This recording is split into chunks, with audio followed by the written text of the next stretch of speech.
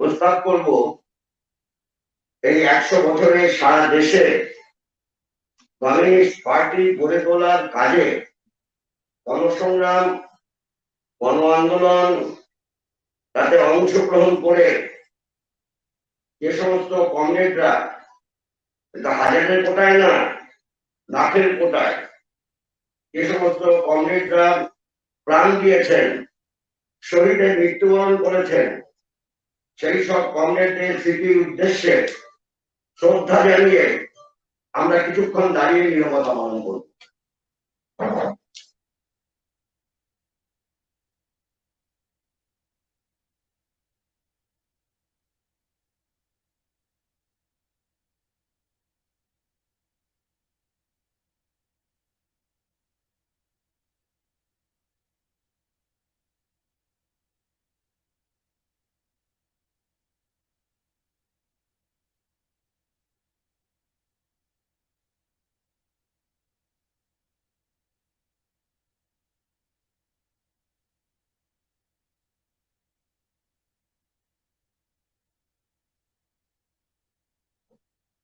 বসুন।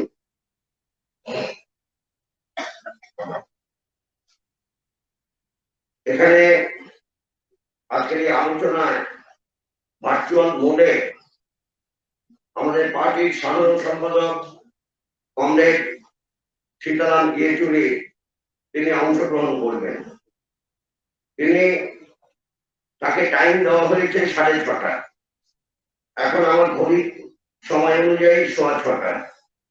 কাজে আমি এখানে কোনো বক্তব্য রাখতে চাইছি না, শুধু একটি কথাই বলবো, এই 100 বছর ধরে যারা পার্টি ভারতের বুকে কমিউনিস্ট পার্টি গড়ে তোলার কাজে যুক্ত থেকে যে উদাহরণ তৈরি করেছেন, যে আদর্শ গড়ে তুলেছেন, ত্যাগ তিতিক্ষার মধ্য দিয়ে যেভাবে জনগণের মাঝে, শ্রমিক শ্রেণীর মাঝে পার্টিকে পৌঁছে দেওয়ার কাজ করেছেন, সেটা আমাদের তাদের সেই জীবন থেকে শিক্ষা নেওয়া উচিত।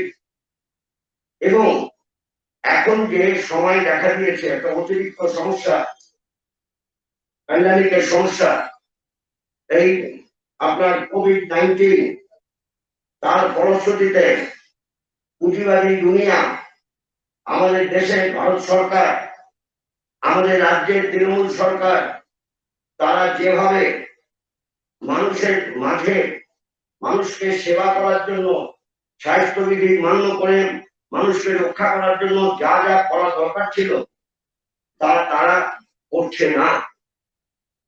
আর আন্দোলন সংগ্রামের ক্ষেত্রে তারা বিধিনিষেধ আরোপ করছে। দুর্ভাগ্যের হলো বাস্তব সত্য, সাধারণ জনগণ তার একটা ভালো গুরুত্বপূর্ণ একটা উল্লেখযোগ্য অংশ, এমনকি আমাদের পার্টির সদস্য নেতৃত্বের অংশ, তারা ভয়ে ভীতিতে সিটিয়ে গেছেন।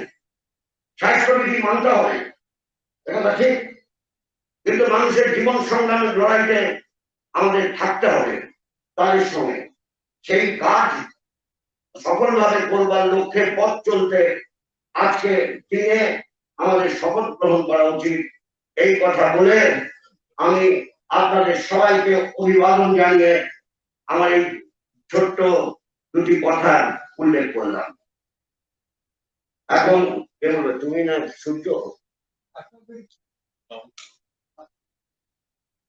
এখন আপনাদের কাছে আমাদের রাজ্য সম্পাদক কমরেড সূর্যকান্ত মিশ্র, তিনি তার সংক্ষিপ্ত বক্তব্য এখানে রাখবেন।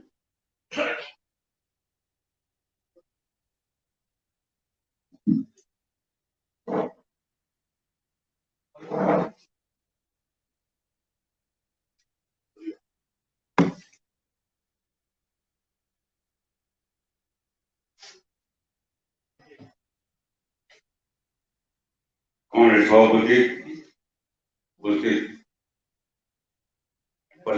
আমাদের সহকর্মী কমরেড মোহাম্মদ সেলিম, মঞ্চে উপস্থিত নেতৃবৃন্দ, উপস্থিত সাথী ও বন্ধু, আমি খুব সংক্ষেপে আপনাদের দু একটি কথাই নিবেদন করব। কমরেড সিপাহী তিনি বলবেন এবং তারপরে কমরেড মোহাম্মদ সেলিম বিশদে বলবেন আপনাদের কাছে। প্রথম কথা হচ্ছে এই যে ভারতের কমিউনিস্ট পার্টি গঠনের 100 বছর যখন পূর্ণ হয়েছে, যখন আমরা এখানে মিলিত হয়েছি, তখন সারা দুনিয়াতে আমাদের দেশে এবং অবশ্যই আমাদের রাজ্যে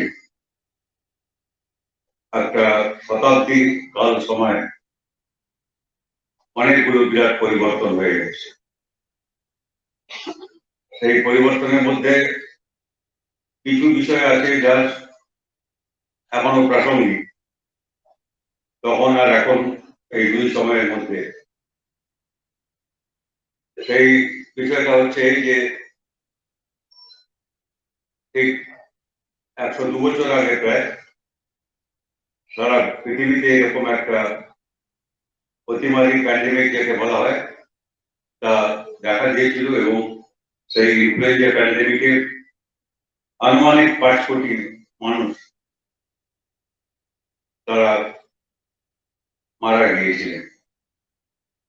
আর 100 বছর পরে যখন বিজ্ঞান প্রযুক্তি সমস্ত ক্ষেত্রে অনেক অগ্রসর হয়েছে, তখন আমরা আরেকটা মহামারী, কয়েক প্রজন্ম মানুষ যেরকম এই ভাইরাসের অনেকগুলি প্রজন্ম এই সময়ের মধ্যে ইনফ্লুয়েঞ্জা ভাইরাস থেকে বর্তমান যে ভাইরাস এই মহামারী সৃষ্টি করেছে, এর প্রায় 11 প্রজন্ম এই তারপরে রূপান্তর আমরা তার মধ্যে আছি।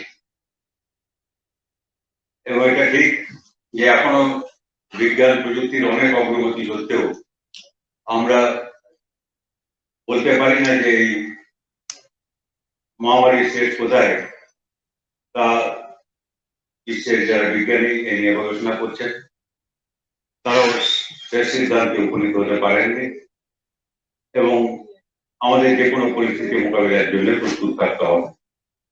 যে বিষয়ে কোনো সন্দেহ নেই, যেটা হচ্ছে এই যে আমাদের দেশ ভারতে আপনারা জানেন সংক্রমণের হার এমন একটা জায়গায় পৌঁছেছে যে আমরা আমাদের আগে যারা ছিল আমাদের উপরে ব্রাজিল কি আমেরিকা যুক্তরাষ্ট্র তাকে ছাড়িয়ে গেছে সর্বোচ্চ সংক্রমণের হার এখন ভারত। দ্বিতীয়ত এই সংক্রমণ এখন বৃদ্ধি বাড়ছে উদ্বেগজনক হারেই বাড়ছে এবং আমাদের রাজ্যে একটা বিশেষ সমস্যা হচ্ছে এই যে বাড়াটা কতটা পরিমাপ করার জন্য যে বৈজ্ঞানিক পদ্ধতি ইত্যাদি অনুসরণ করা হয় তা অনুষ্ঠিত হচ্ছে না। যে সমস্ত রাজ্যে এই ভাইরাসের সংক্রমণ বুঝবার জন্য যে টেস্টিং করার কথা, সেই টেস্টিং কম হয়, তার মধ্যে আমাদের রাজ্য হচ্ছে অন্যতম একেবারে নিচে। এবং তার ফলে আমরা সবটা বুঝতে পারছি অন্যান্য রাজ্যে কিছু দেশে, এমনকি আমাদের রাজ্যেও আইসিএমআর যে টেস্টিং ইত্যাদি করেছেন, সেরোলজিক্যাল টেস্টিং যাকে বলা হয়, যার থেকে বোঝা যায় যে কত মানুষ এর মধ্যে এই ভাইরাসের বিরুদ্ধে অ্যান্টিবডি তৈরি হয়েছে, যারা কোনো না কোনো ভাবে সংক্রমিত হয়েছিলেন। সেটা আমাদের রাজ্য সরকার থেকে করা হয়। আমাদের এখান থেকে যে আমরা উদ্যোগ নিয়েছিলাম এবং বিভিন্ন গণসংগঠন তারা যে উদ্যোগ নিয়েছিলেন তার থেকে কিছু করা হয়েছে, কিন্তু এটা বোঝা যাচ্ছে যে এখানে কলকাতায় প্রায় 40% মানুষ কলকাতা শহরে এই যেখানে আইসিএমআর যে সেল সার্ভে করেছিলেন তাদের কোনো না কোনো ভাবে তাদের ইনফেকশন হয়েছে এবং তাদের অ্যান্টিবডি পজিটিভ। যদিও এটাকে প্রায় প্রকাশ করার পরও এই পেপার সেটাকে পরে এটাকে বাতিল করে দেওয়া হয় এবং এটা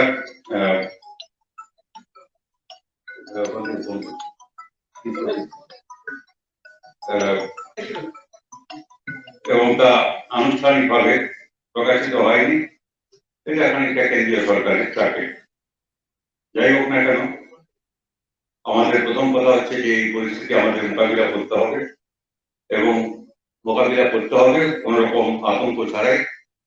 সতর্কতা অবলম্বন করে যা বিধি আছে স্বাস্থ্যবিধি ইত্যাদি কঠোরভাবে অনুসরণ করে আমাদের মোকাবিলা করতে হবে, মানুষের পাশে দাঁড়াতে হবে এবং এই সময়কালে একে ব্যবহার করে যে মানুষের উপরে যে ক্রমবর্ধমান সংকটের বোঝা চাচ্ছে তার বিরুদ্ধে মানুষের ক্ষোভ তাকে আমাদের রূপ দিতে হবে আন্দোলন সংগ্রামে। বর্তমান দেশ ও আমাদের রাজ্যে যে ভারসাম্য আছে সেই রাজনৈতিক ভারসাম্য পরিবর্তনের জন্য পার্টি যখন কমিউনিস্ট পার্টি গঠন হয় সেটা বিদেশে হয়েছিল, তার সঙ্গে আমি তার বিশদ বিবরণে এখানে যাচ্ছি না, তা বহু আলোচিত এবং এখানে হয়তো সবাই আলোচিত হবে। কিন্তু বহুদিন পরেই আমাদের সেই সময়কালে ভারতে অন্তত পক্ষে 4 জায়গায় কমিউনিস্ট পার্টি গড়ে তোলার কাজ শুরু হয়েছিল এবং পরে কমিউনিস্ট আন্তর্জাতিকের সঙ্গে তার সম্পর্ক স্থাপিত হয়েছিল। আর সেই সময় থেকেই পার্টি আক্রমণের মুখোমুখি হয়েছে একের পর এক অনেকগুলি তথাকথিত ষড়যন্ত্র মামলা। সেসব উপেক্ষা করে বারবার আমাদের কমরেডরা যারা তখন পার্টি গঠনের নেতৃত্ব দিয়েছিলেন তাদের বারে তাদের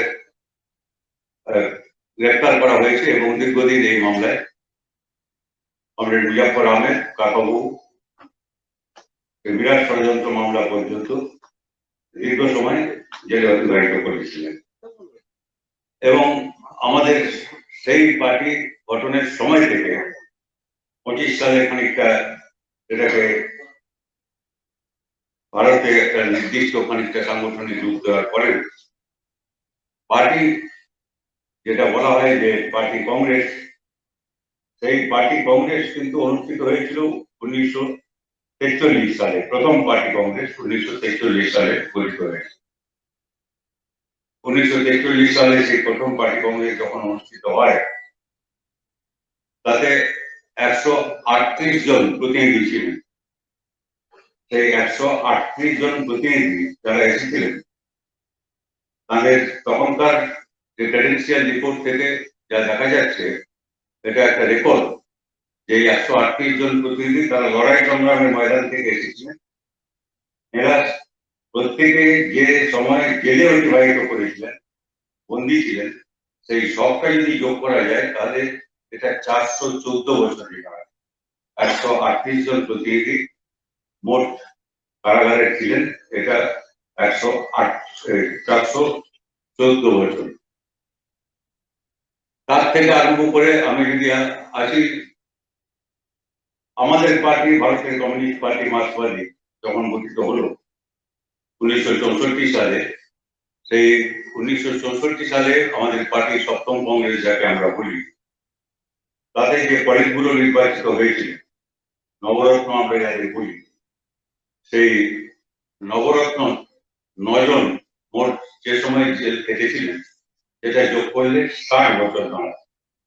এই দুটো হচ্ছে প্রমাণ যে পার্টি গঠনের সময় থেকে পার্টির প্রথম কংগ্রেস পর্যন্ত এবং আমাদের পার্টি গঠিত হওয়ার সময় 64 সালে তখনকার এবং সেই গঠিত যে পয়েন্টগুলো তাদের যে জীবনের একটা যে চিত্র সেটা দেখিয়ে দেয় যে স্বাধীনতার আগে এবং পরে নিরন্তর সংগ্রামে আমাদের নেতৃবৃন্দ তারা আক্রান্ত হয়েছিলেন, সমগ্র পার্টি আক্রান্ত হয়েছিল, হাজার হাজার কমরেড জীবন দিয়েছিলেন এবং লক্ষ লক্ষ কমরেড তারা বিনা বিচারে আটক হয়েছিলেন এই স্বাধীনতা সংগ্রামের আগে ও পরে। এই হচ্ছে আমাদের পার্টির ঐতিহ্য, যে কথা আজকে আমাদের স্মরণ করতে হচ্ছে। আজকে আমরা যখন এরকম একটা পরিস্থিতির মধ্যে আছি, যে পরিস্থিতি স্বাধীনতার পরে আমরা কখনো দেখিনি, আমরা এমন একটা পরিস্থিতির মধ্যে আছি সারা বিশ্বে যা বলা যায় যে 150 বছর পরে এরকম একটা সংকট যদি মানুষের মোট পৃথিবীর মোট মানুষের আয়ের বিচার এই মাপকাঠিতে করা হয় তাহলে 150 বছর পরে একটা আয়ে যে ধস নেমেছে সারা পৃথিবী জুড়ে সেই বিচারে 150 বছরের মধ্যে এরকম সংকট দেখা দেয়নি। 150 বছর এই জন্য বলা হচ্ছে যে 150 বছর হচ্ছে সেই সময় যখন মার্কস বেঁচেছিলেন 1870 সাল, যখন পুঁজিবাদী সংকটের প্রথম শুরু। সেই সংকট শেষ পর্যন্ত শতাব্দীর শেষে প্রায় 30 বছর পরে সাম্রাজ্যবাদের স্তরে পুঁজিবাদের বিকাশের সর্বোচ্চ স্তর সেই স্তরে উপনীত হয়েছিল। লেনিন যার ব্যাখ্যা করেছিলেন এবং সেই পরিস্থিতিতে মার্ক্সবাদকে সেই সময় উপযোগী করে তাকে বিকশিত করা এবং সাম্রাজ্যবাদী যুগে শ্রমিক শ্রেণীর এবং তার পার্টির সমগ্র লড়াই সংগ্রামের অভিমুখ কি হবে তা চিহ্নিত করা এবং যা তথ্য তাকে কাজে রূপায়িত করা নভেম্বর বিপ্লবের মধ্য দিয়ে সেই কাজ হয়েছিল। এবং নভেম্বর বিপ্লব না হলে এই কমিউনিস্ট আন্তর্জাতিক হতো না, বা আমাদের দেশে বা বিভিন্ন দেশে যে কমিউনিস্ট পার্টিগুলো তৈরি হয় তা হতো না।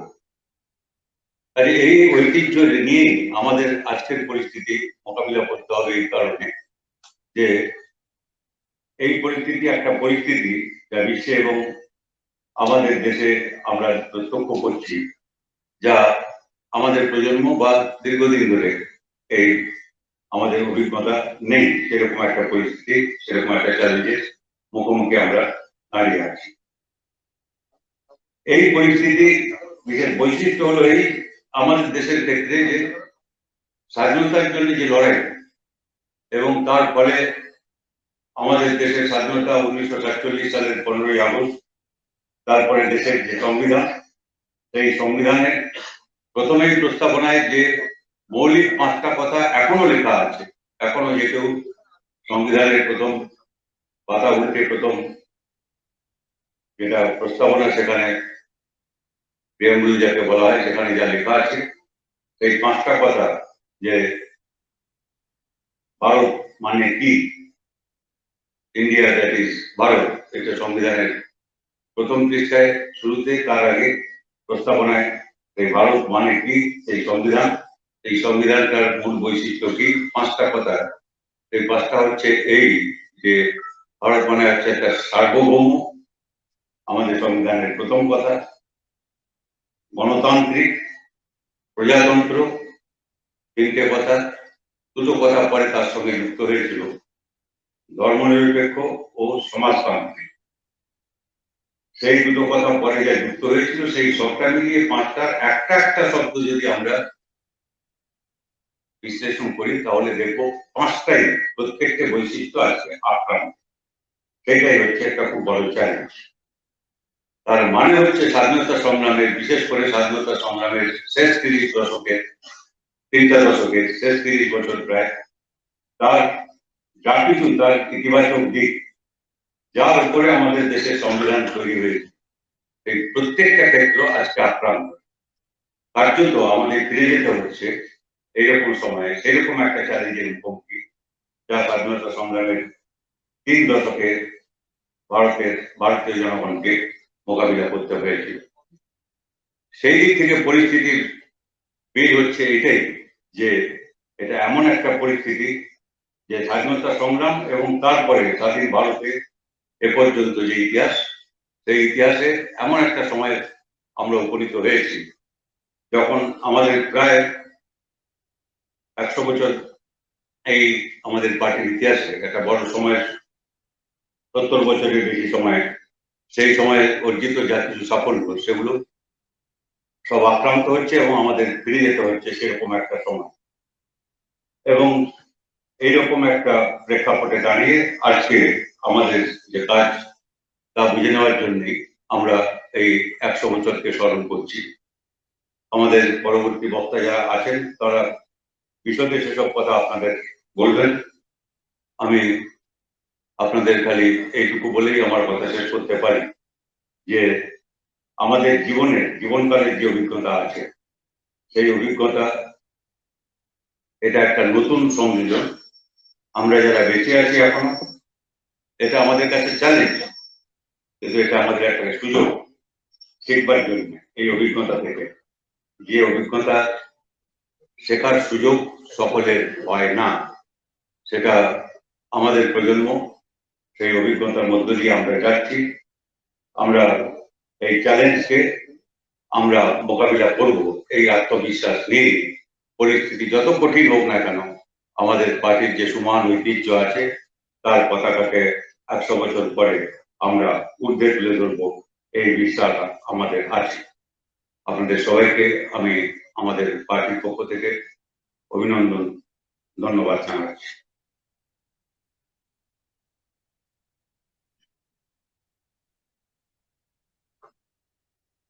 আমরা আগেই ঘোষণা করেছিলাম আমাদের পার্টির সাধারণ সম্পাদক কমরেড সীতারাম ইয়েচুরি তিনি আজকে আমাদের এই শতবর্ষে সমাপ্তি অনুষ্ঠানে তিনি প্রধান বক্তা। নাও I request Comrade Sitaram Yechuri, the General Secretary of CPIM, is to speak. Thank you, Comrade Bimanda.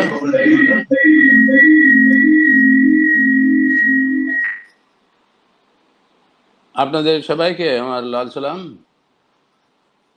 কিন্তু বিমানদা বলুন আমাকে ইংরেজিতে বলি কি হিন্দিতে?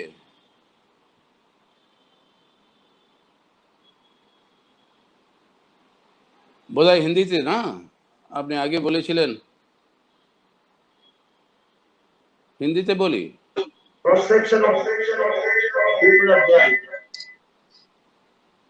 না হিন্দিতে বলি কি ইংরেজিতে?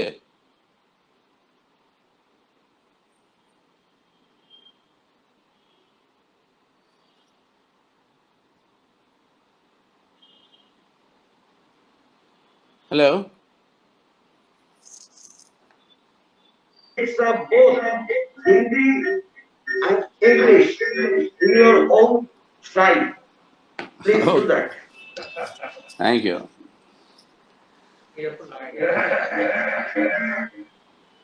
হ্যাঁ কমরেডস, আজকে এই 100 বছর শেষ কমপ্লিট হচ্ছে পার্টির ফাউন্ডেশনের।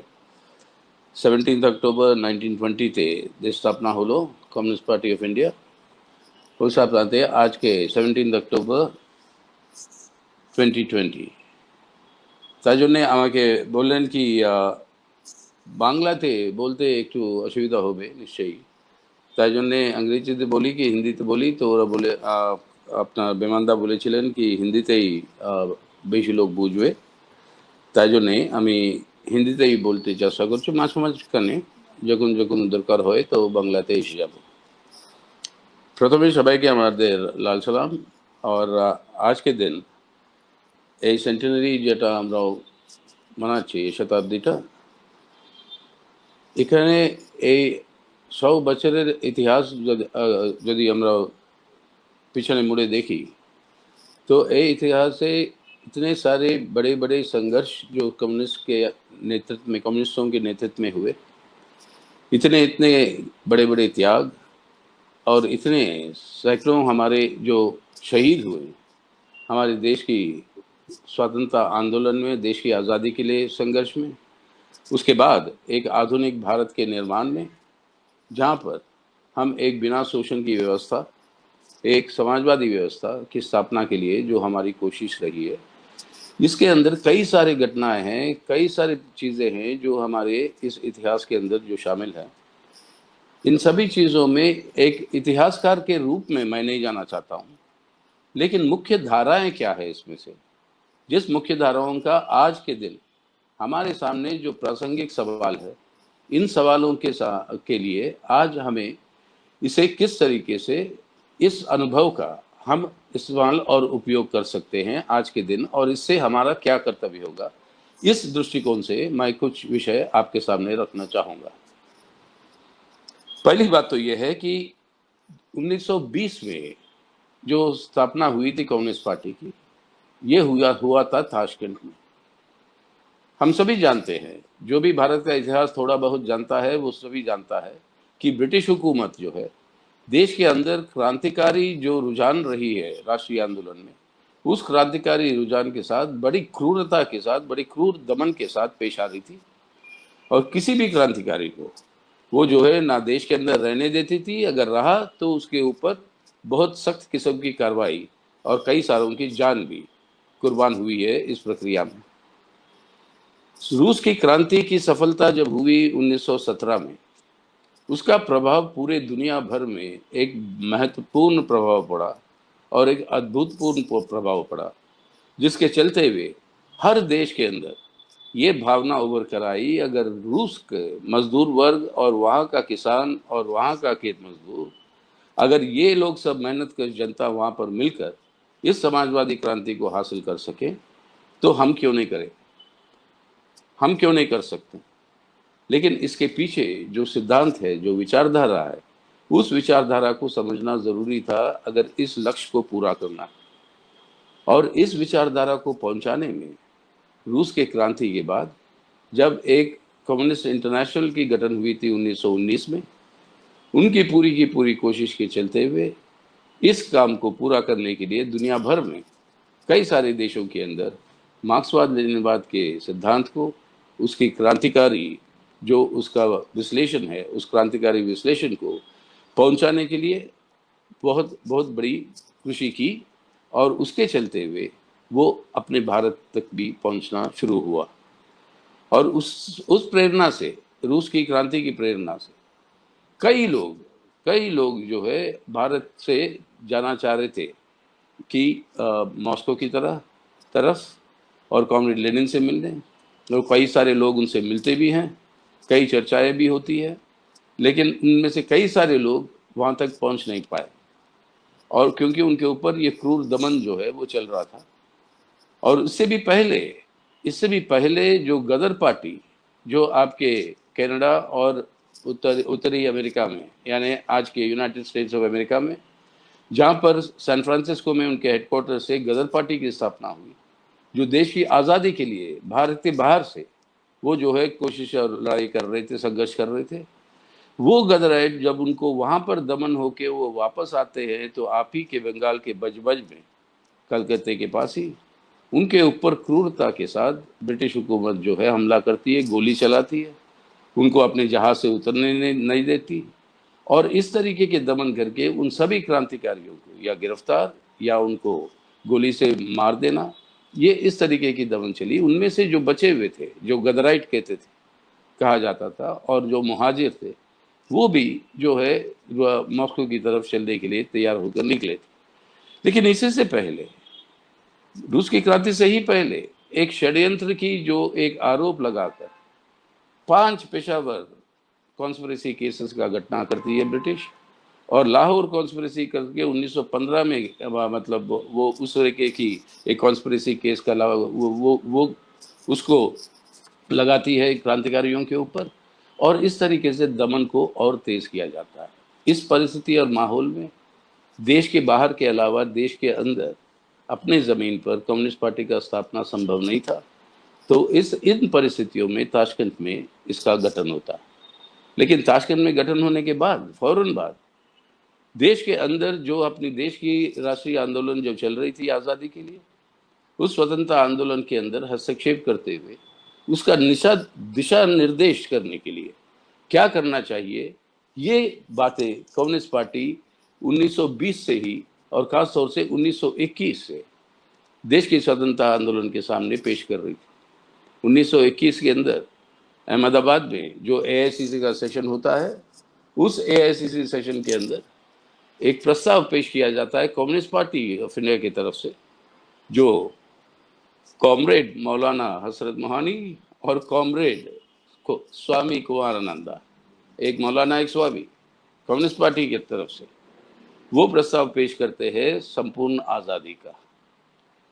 उस समय महात्मा गांधी इसको स्वीकार नहीं करते। 1929 में जाकर लाहौर में वहाँ पे एआईसीसी सेशन में स्वीकार करते हैं।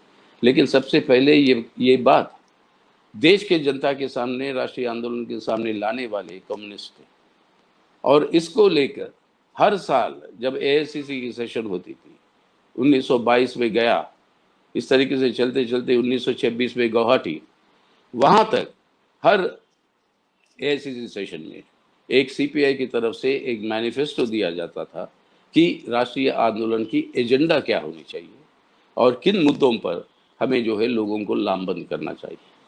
स्वाभाविक है, इनमें से ये सब प्रगतिशील मुद्दे थे, जो एक समाजवाद की ओर भारत को ले जाने के प्रयास में, कोशिश में क्या क्या सवाल होते हैं, इन सभी सवालों का विवरण उसमें करते हैं। यानी पहले दिन से कम्युनिस्ट पार्टी का हस्तक्षेप रहा है देश की स्वतंत्रता आंदोलन में और उसका दिशा निर्देशन करने के लिए। और इनमें से मुख्य बातें जो हमें ज़हन में रखने की ज़रूरत है, उतनी बड़ी दमन के बावजूद 1920 में स्थापना होती है।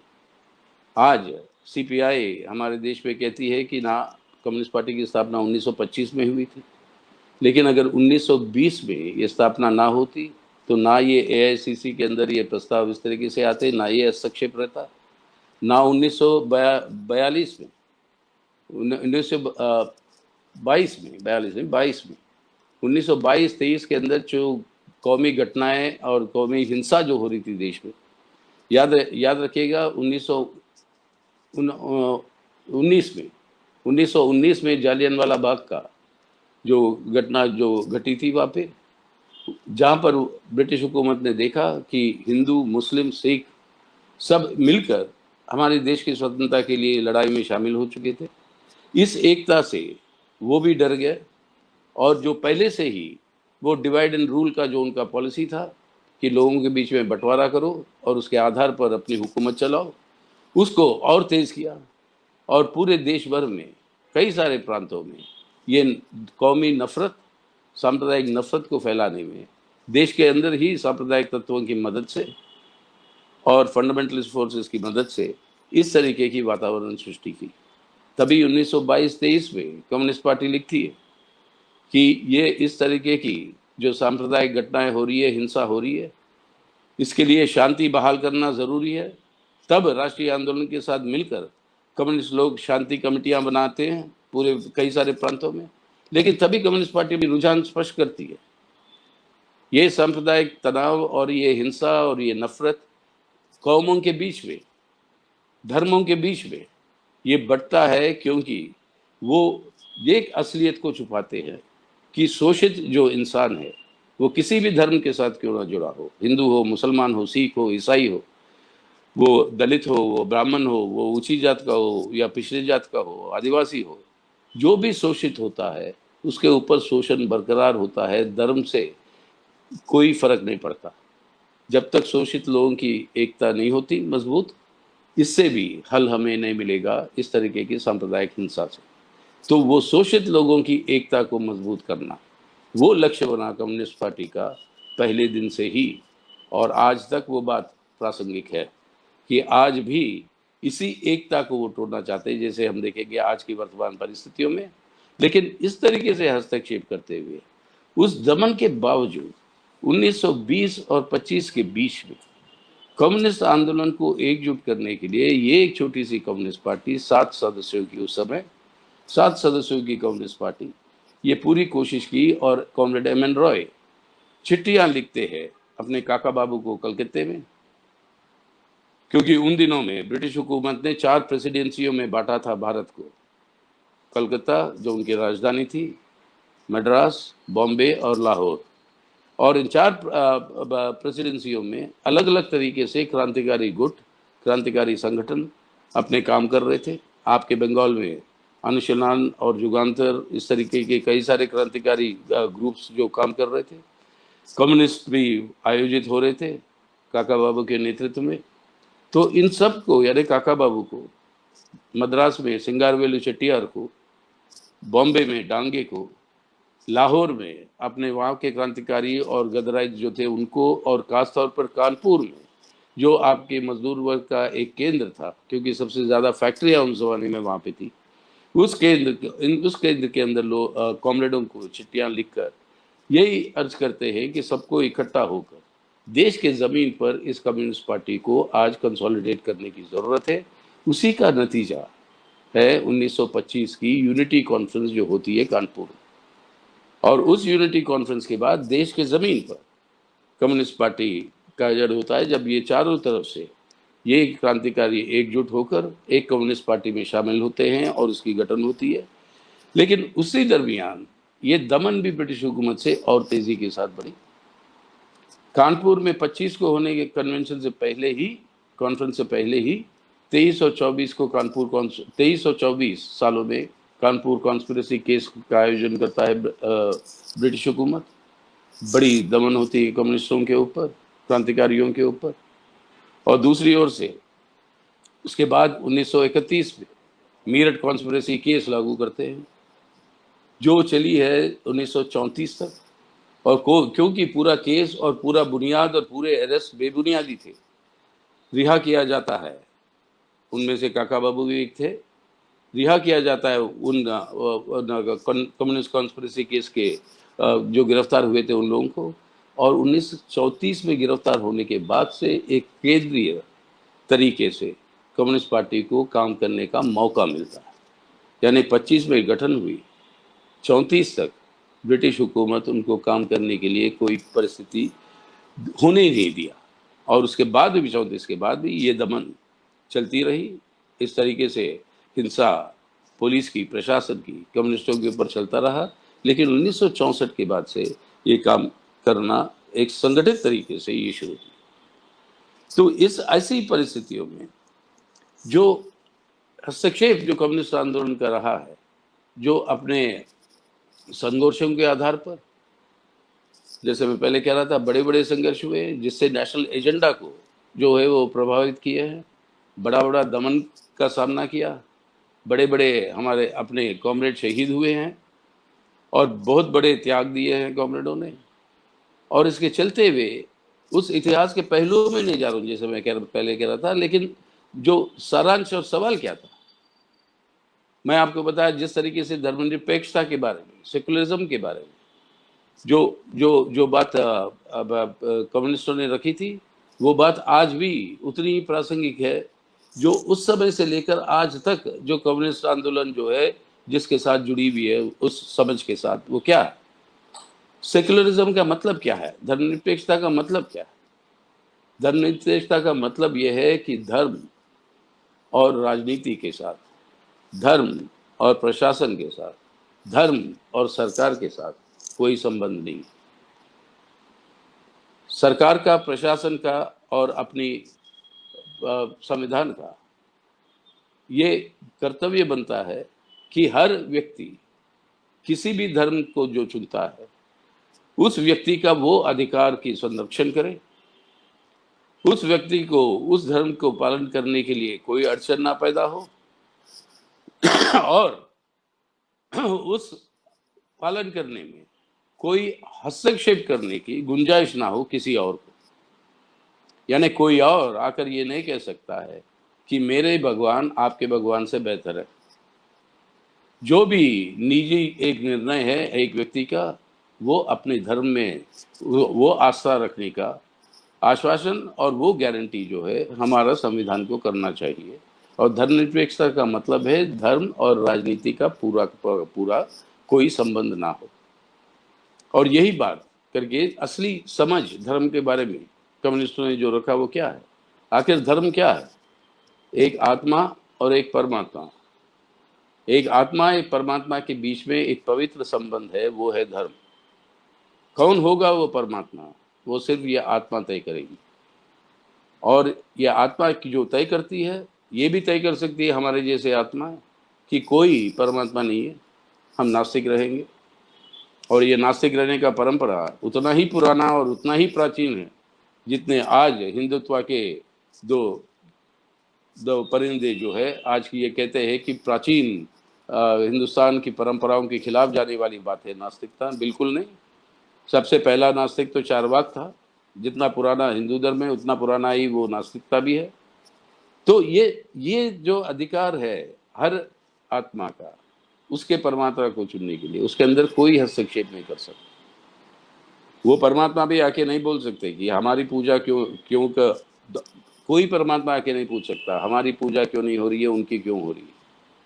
ये निजी निर्णय है और उसका पूरा का पूरा संरक्षण करेगी। ये जो समझ है धर्मनिरपेक्षता का, आज भी उसकी बहुत ही बड़ी प्रासंगिकता है, क्योंकि आज राजनीति के साथ मिलाकर, प्रशासन के साथ मिलाकर, हमारे संविधान को ध्वस्त करके एक ऐसी व्यवस्थित कट्टरपंथी, एक फांसीवादी हिंदुत्व राष्ट्र का निर्माण करना, एक मनुवादी धार्मिक आधार पर जो कोशिशें आज चल रही है उसका उसका जवाब तो आज यही है, असली समझ धर्मनिरपेक्षता का क्या, ये इस कम्युनिस्टों का योगदान रहा।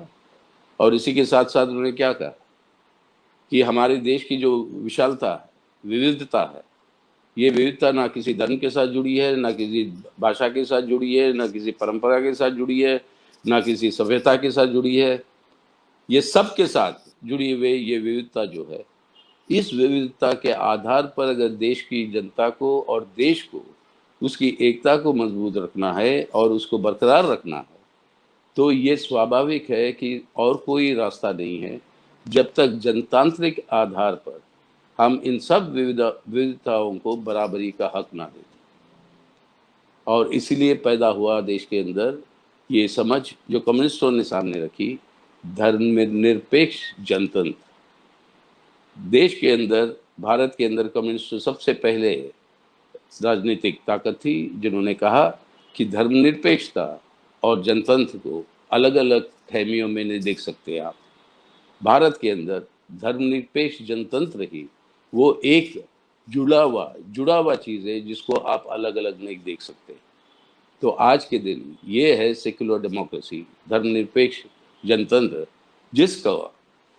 जिस समझ को राष्ट्रीय आंदोलन के सामने रख के आखिर हमारी एक स्तंभ, एक बुनियादी स्तंभ जो है हमारे संविधान का जो बना, एक धर्मनिरपेक्ष जनतंत्र का गणराज्य जो हमारा संविधान बना, उस स्तंभ का निर्माण सबसे पहले कम्युनिस्टों की विचार से वो जो है बनता है।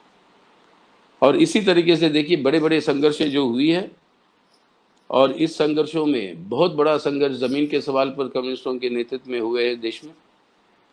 और इस जमीन के सवालों पे जो हुए हैं उसके सबसे बड़ी ऊंचाई पर पहुंची है हथियार लेकर। वो जो पूरा का संघर्ष जो हुआ, 3 साल तक हजारों गांवों को मुक्ति दिलवाया, लोगों को जोतने की अधिकार दी, जो जोतने वाला है उसको जमीन का अधिकार मिला तेलंगाना के अंदर।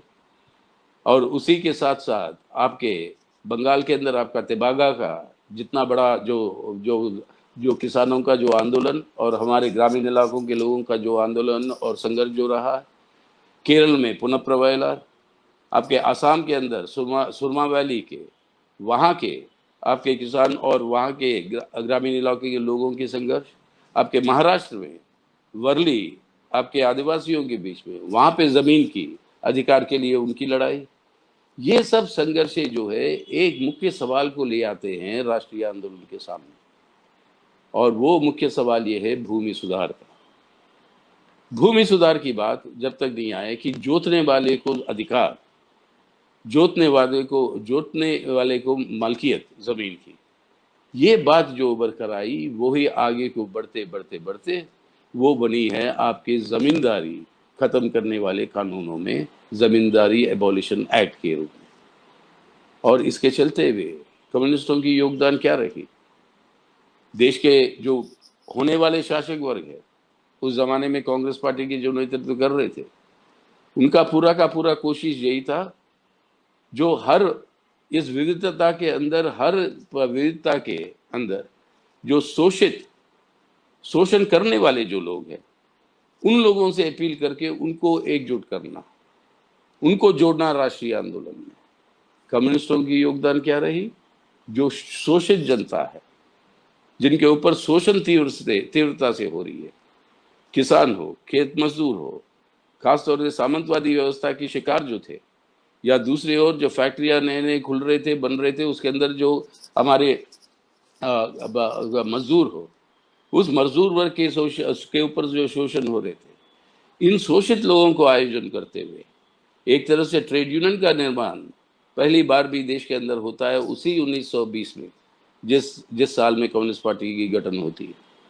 और ट्रेड यूनियन आंदोलन की शुरुआत करते करते और साथ ही साथ शोषित जनता, जितने भी शोषित वर्ग है, उनके संगठनों को आयोजित करते हुए कम्युनिस्टों ने शोषित जनता को अपनी स्वतंत्रता आंदोलन में शामिल की। अब शोषित जनता को जो स्वतंत्रता आंदोलन में जो शामिल की, उससे चलते हुए स्वतंत्रता आंदोलन की ताकत बेहद बढ़ी। और ये योगदान कम्युनिस्टों का था। यानी इस जमींदारी के खिलाफ जमीन का सवाल, भूमि सुधार के सवाल, इसको सामने लाने का मतलब कि अपने देश की, आजाद हिंदुस्तान की आत्मनिर्भरता की बात, स्वतंत्र भारत की आत्मनिर्भरता की बात, आर्थिक आत्मनिर्भरता की बात, ये एक एजेंडे के रूप में सामने ले आया, जिसके चलते हुए शोषित जनता को और आवाम को आप हम जोड़ पाए राष्ट्रीय आंदोलन में, और साथ ही साथ इस एजेंडे को ले आए। ये भी एक दूसरा बुनियादी स्तंभ जो हमारे आज के संविधान का है, उस स्तंभ के रूप में बदला, आर्थिक आत्मनिर्भरता। तीसरी ओर से आजादी हो गई थी हमें 1947 में, लेकिन उस आजादी के बाद भी जो राजनीतिक ढांचा होगा, जिस तरीके से राज्यों का निर्माण होगा, वो उसके बारे में बहुत वाद विवाद थी। और उसके अंदर हमने कहा कि जो विविधता हमारे देश के अंदर है, उसके अंदर मुख्य रूप सिर्फ धर्म के साथ ही नहीं, लेकिन भाषा के साथ जो राज्यों का निर्माण होगा, वो भाषा के आधार पर निर्माण होगा। इस सवाल को लेकर जो आंदोलन और संघर्ष कम्युनिस्टों के नेतृत्व में छेड़ा गया, विशाल आंध्रा का जो संघर्ष रहा कॉमरेड सुंदरैया के नेतृत्व में, ऐक्य केरला का जो संघर्ष रहा कॉमरेड EMS और AK गोपालन कृष्ण पिल्ले के नेतृत्व में, या संयुक्त महाराष्ट्र का जो संघर्ष रहा कॉमरेड डांगे और बाकी कम्युनिस्टों के नेतृत्व में, बाकी तत्व भी शामिल थे बेशक, लेकिन ये जो आंदोलनें जो हुई है, इसके चलते हुए आखिर तकरीबन एक दशक बाद, आज़ादी के बाद, आपके भाषा के आधार पर राज्यों का निर्माण हुआ, लिंग्विस्टिक रीऑर्गेनाइजेशन ऑफ स्टेट्स। और उसके चलते हुए एक मुख्य बात जो एजेंडे के रूप में देश के सामने आई, वो है आपका संघवाद या सेंटर स्टेट रिलेशंस का और फेडरलिज्म की बात आई। जो अधिकार जो होंगे राज्यों का, वो अधिकार केंद्र की सरकार जो है और राज्यों की सरकार के जो अधिकार है, उनके बीच में तालमेल और संबंध क्या होगा। इसके चलते हुए, इस संघर्ष के चलते हुए, सोच के चलते हुए, जो पहले ये भाषा के राज्य बनने से पहले ही हमारे इस संविधान के अंदर शामिल होता है कि पहला धारा हमारे संविधान का कहता है, India that is Bharat is A union of states, यानी भारत बिना राज्यों के भारत नहीं होता, और राज्यों के अधिकार उतनी ही बराबरी के साथ उसको पेश कर होना चाहिए जितना केंद्र के अधिकार है। दोनों मिलकर ही चल सकते। ये संघवाद, ये फेडरलिज्म की कॉन्सेप्ट की पैदाइशी में कम्युनिस्टों का एक बहुत बड़ा योगदान रहा है। ये तीसरा आपका बुनियादी स्तंभ है हमारे संविधान का।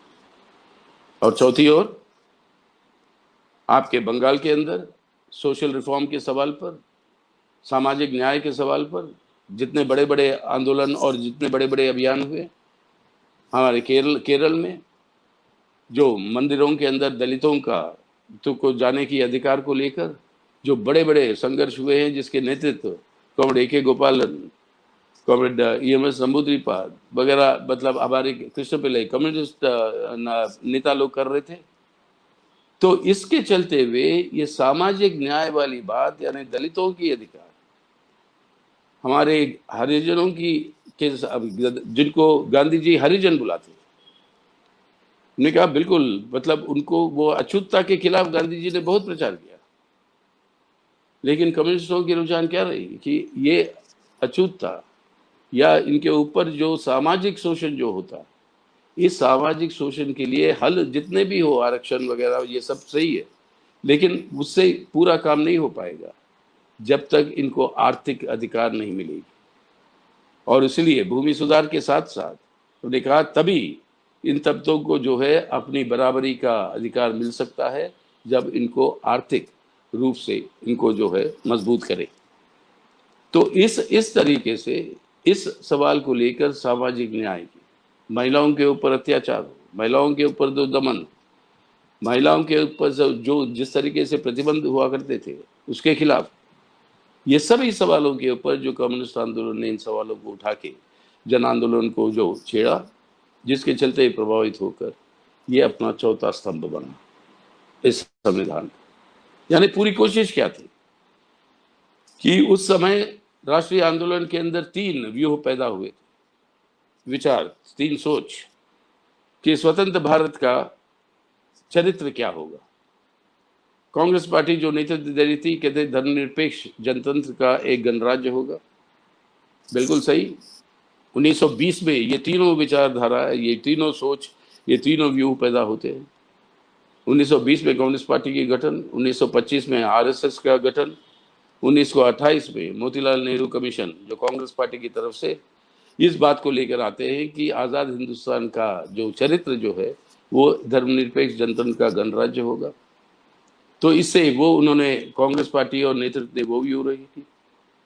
उसके साथ साथ उसका खिलाफ करते हुए नहीं, उससे जुड़ते हुए कम्युनिस्टों ने क्या कहा कि बिल्कुल सही, एक धर्मनिरपेक्ष जनतंत्र का गणराज्य बनेगा भारत, उसका चरित्र, लेकिन वहां पर रुक नहीं सकते हम।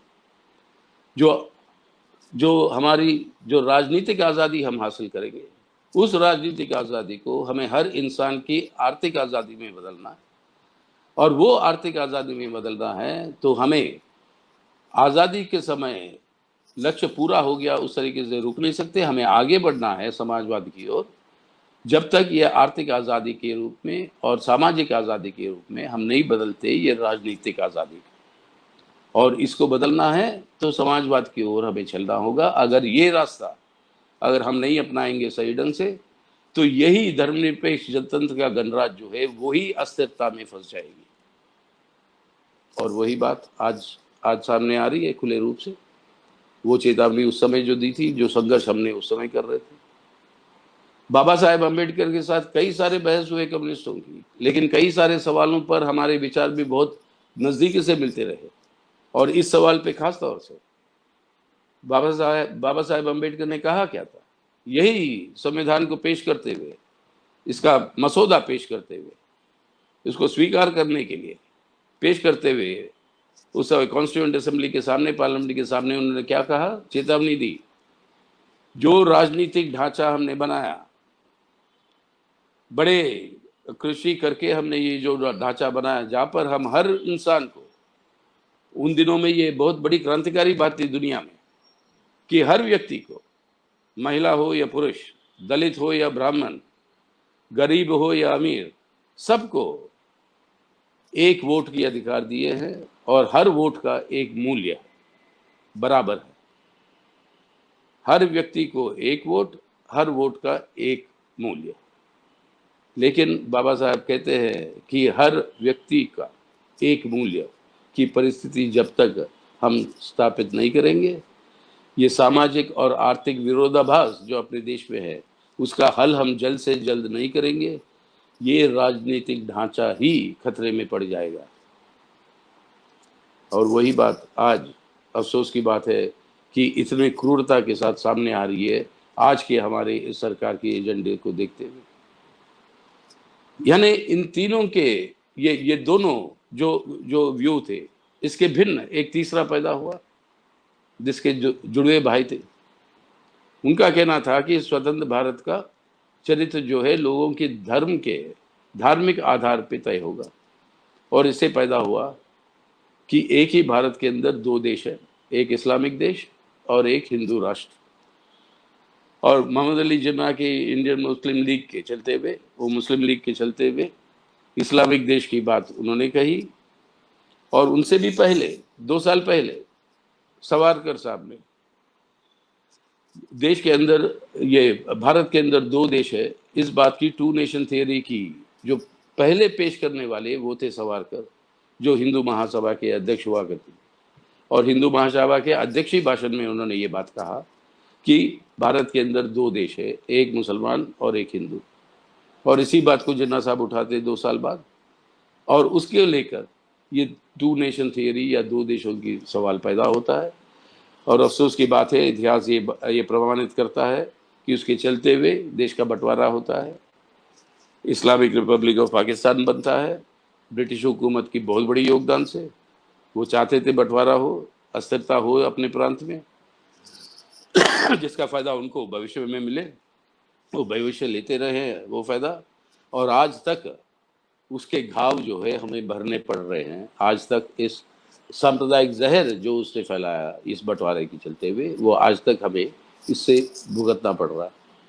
तो इस व्यू के अंदर जो कम्युनिस्टों की जो व्यू थी, उसी के चलते हुए इन आंदोलनों से प्रभावित करके जो 4 बुनियादी स्तंभ हमने बनाए, वो संघर्ष को आगे ले जाने की प्रक्रिया में कम्युनिस्ट पार्टियां जो है आगे बढ़ते गए।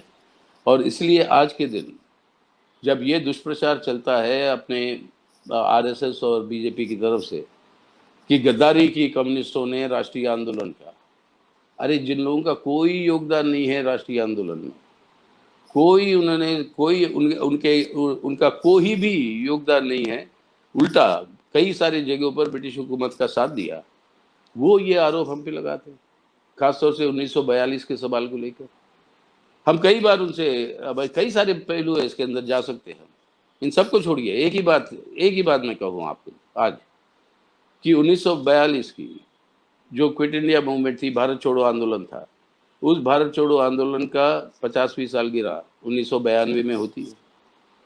और 1992 9 अगस्त की रात को 12 बजे, आधी रात को, पार्लियामेंट का एक स्पेशल सेशन होता है जिसके अंदर उस समय के राष्ट्रपति महामहिम शंकर दयाल शर्मा जी, वो अपने भाषण में दोनों सदनों पार्लियामेंट के सदस्यों को संबोधित करते हुए वो जो भाषण करते हैं उसके अंदर क्या कहा, ब्रिटिश इंटेलिजेंस की रिपोर्ट को कोट करते हुए वो बताते हैं कि 1942 में जो भारत के अंदर जो कम्युनिस्ट थे, उनका रुझान, उनका प्रवृत्ति, वो उसी बात को प्रमाणित करती है कि वो ब्रिटिश विरोधी क्रांतिकारी है। ये ब्रिटिश इंटेलिजेंस रिपोर्ट, और वही इंटेलिजेंस रिपोर्ट आरएसएस के बारे में क्या कहती है कि संघ के कार्यकर्ता है 1942 में कानून के तहत किए रहे हैं और कानून का कोई उल्लंघन नहीं किया। अब इससे ज्यादा सत्य क्या है असत्य क्या है कहने की जरूरत है।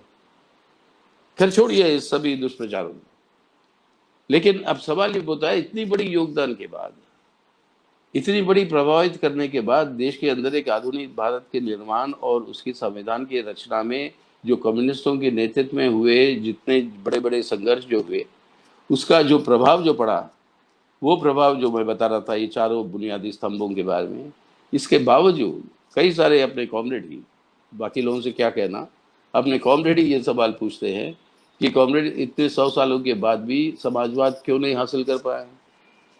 आखिरकार कुछ देश अपने ही दक्षिण एशिया में, चीन की कम्युनिस्ट पार्टी पैदा होती है 1 साल बाद 1921 में, उसी के बाद वियतनाम की पार्टी, कोरिया की पार्टी पैदा होती है, वहाँ पे बड़े बड़े संघर्ष करते, लड़ाइयाँ करके वो समाजवाद की स्थापना कर पाए हैं। बेशक साम्राज्यवाद बंटवारा किया कोरिया का, लेकिन एक हिस्से में तो वो कम्युनिस्टों को रोक नहीं पाए। वियतनाम के साथ 3 साम्राज्यवादी शक्तियों ने युद्ध करके उसको दबाने की कोशिश की, वो सब हारे, उनको हरवाया गया क्रांतिकारी वियतनाम की कम्युनिस्ट पार्टी के नेतृत्व में वियतनाम के लोग। और चीन के अंदर 1949 से लेकर वो समाजवादी व्यवस्था है, तो हम क्यों नहीं कामयाब, हमें क्यों नहीं कामयाबी मिली? क्या इसके अंदर कोई कमजोरी है कम्युनिस्टों की? उनकी दृढ़ता में कमजोरी है, उनकी बहादुरी में कमजोरी है, उनके एक संघर्ष करने में कमजोरी है? बिल्कुल नहीं। जैसा मैं कह रहा था, सुनहरी अक्षरों में लिखी जाएगी ये 100 साल की इतिहास, लिखी गई कि इतने बड़े बड़े संघर्ष करके किस तरीके से हमने प्रभावित किया। कोई त्याग की कमी नहीं, कोई शहीदों की कमी नहीं है, लड़ते रहे, आज भी लड़ते रहे, वो स्वभाव है भारत के कम्युनिस्टों। लेकिन इसके बाद ये हुआ क्यों? और यहाँ पर एक बुनियादी बात हमें समझना जरूरी है इस शताब्दी के अवसर पर। आखिर मार्क्सवाद क्या है? ये विचारधारा ये क्यों लाखों करोड़ों की तादाद में लोगों को आकर्षित करता है और संघर्षों में लामबंद करता है?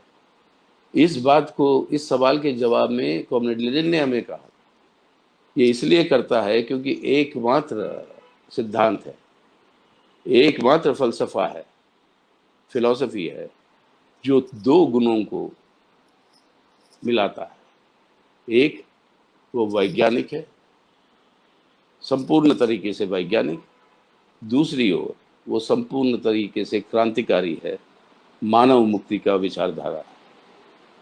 और ये वैज्ञानिक होना, क्रांतिकारी होना, ये दोनों एक ही सिद्धांत के अंदर शामिल होना, ये है सबसे बड़ी खासियत मार्क्सवाद।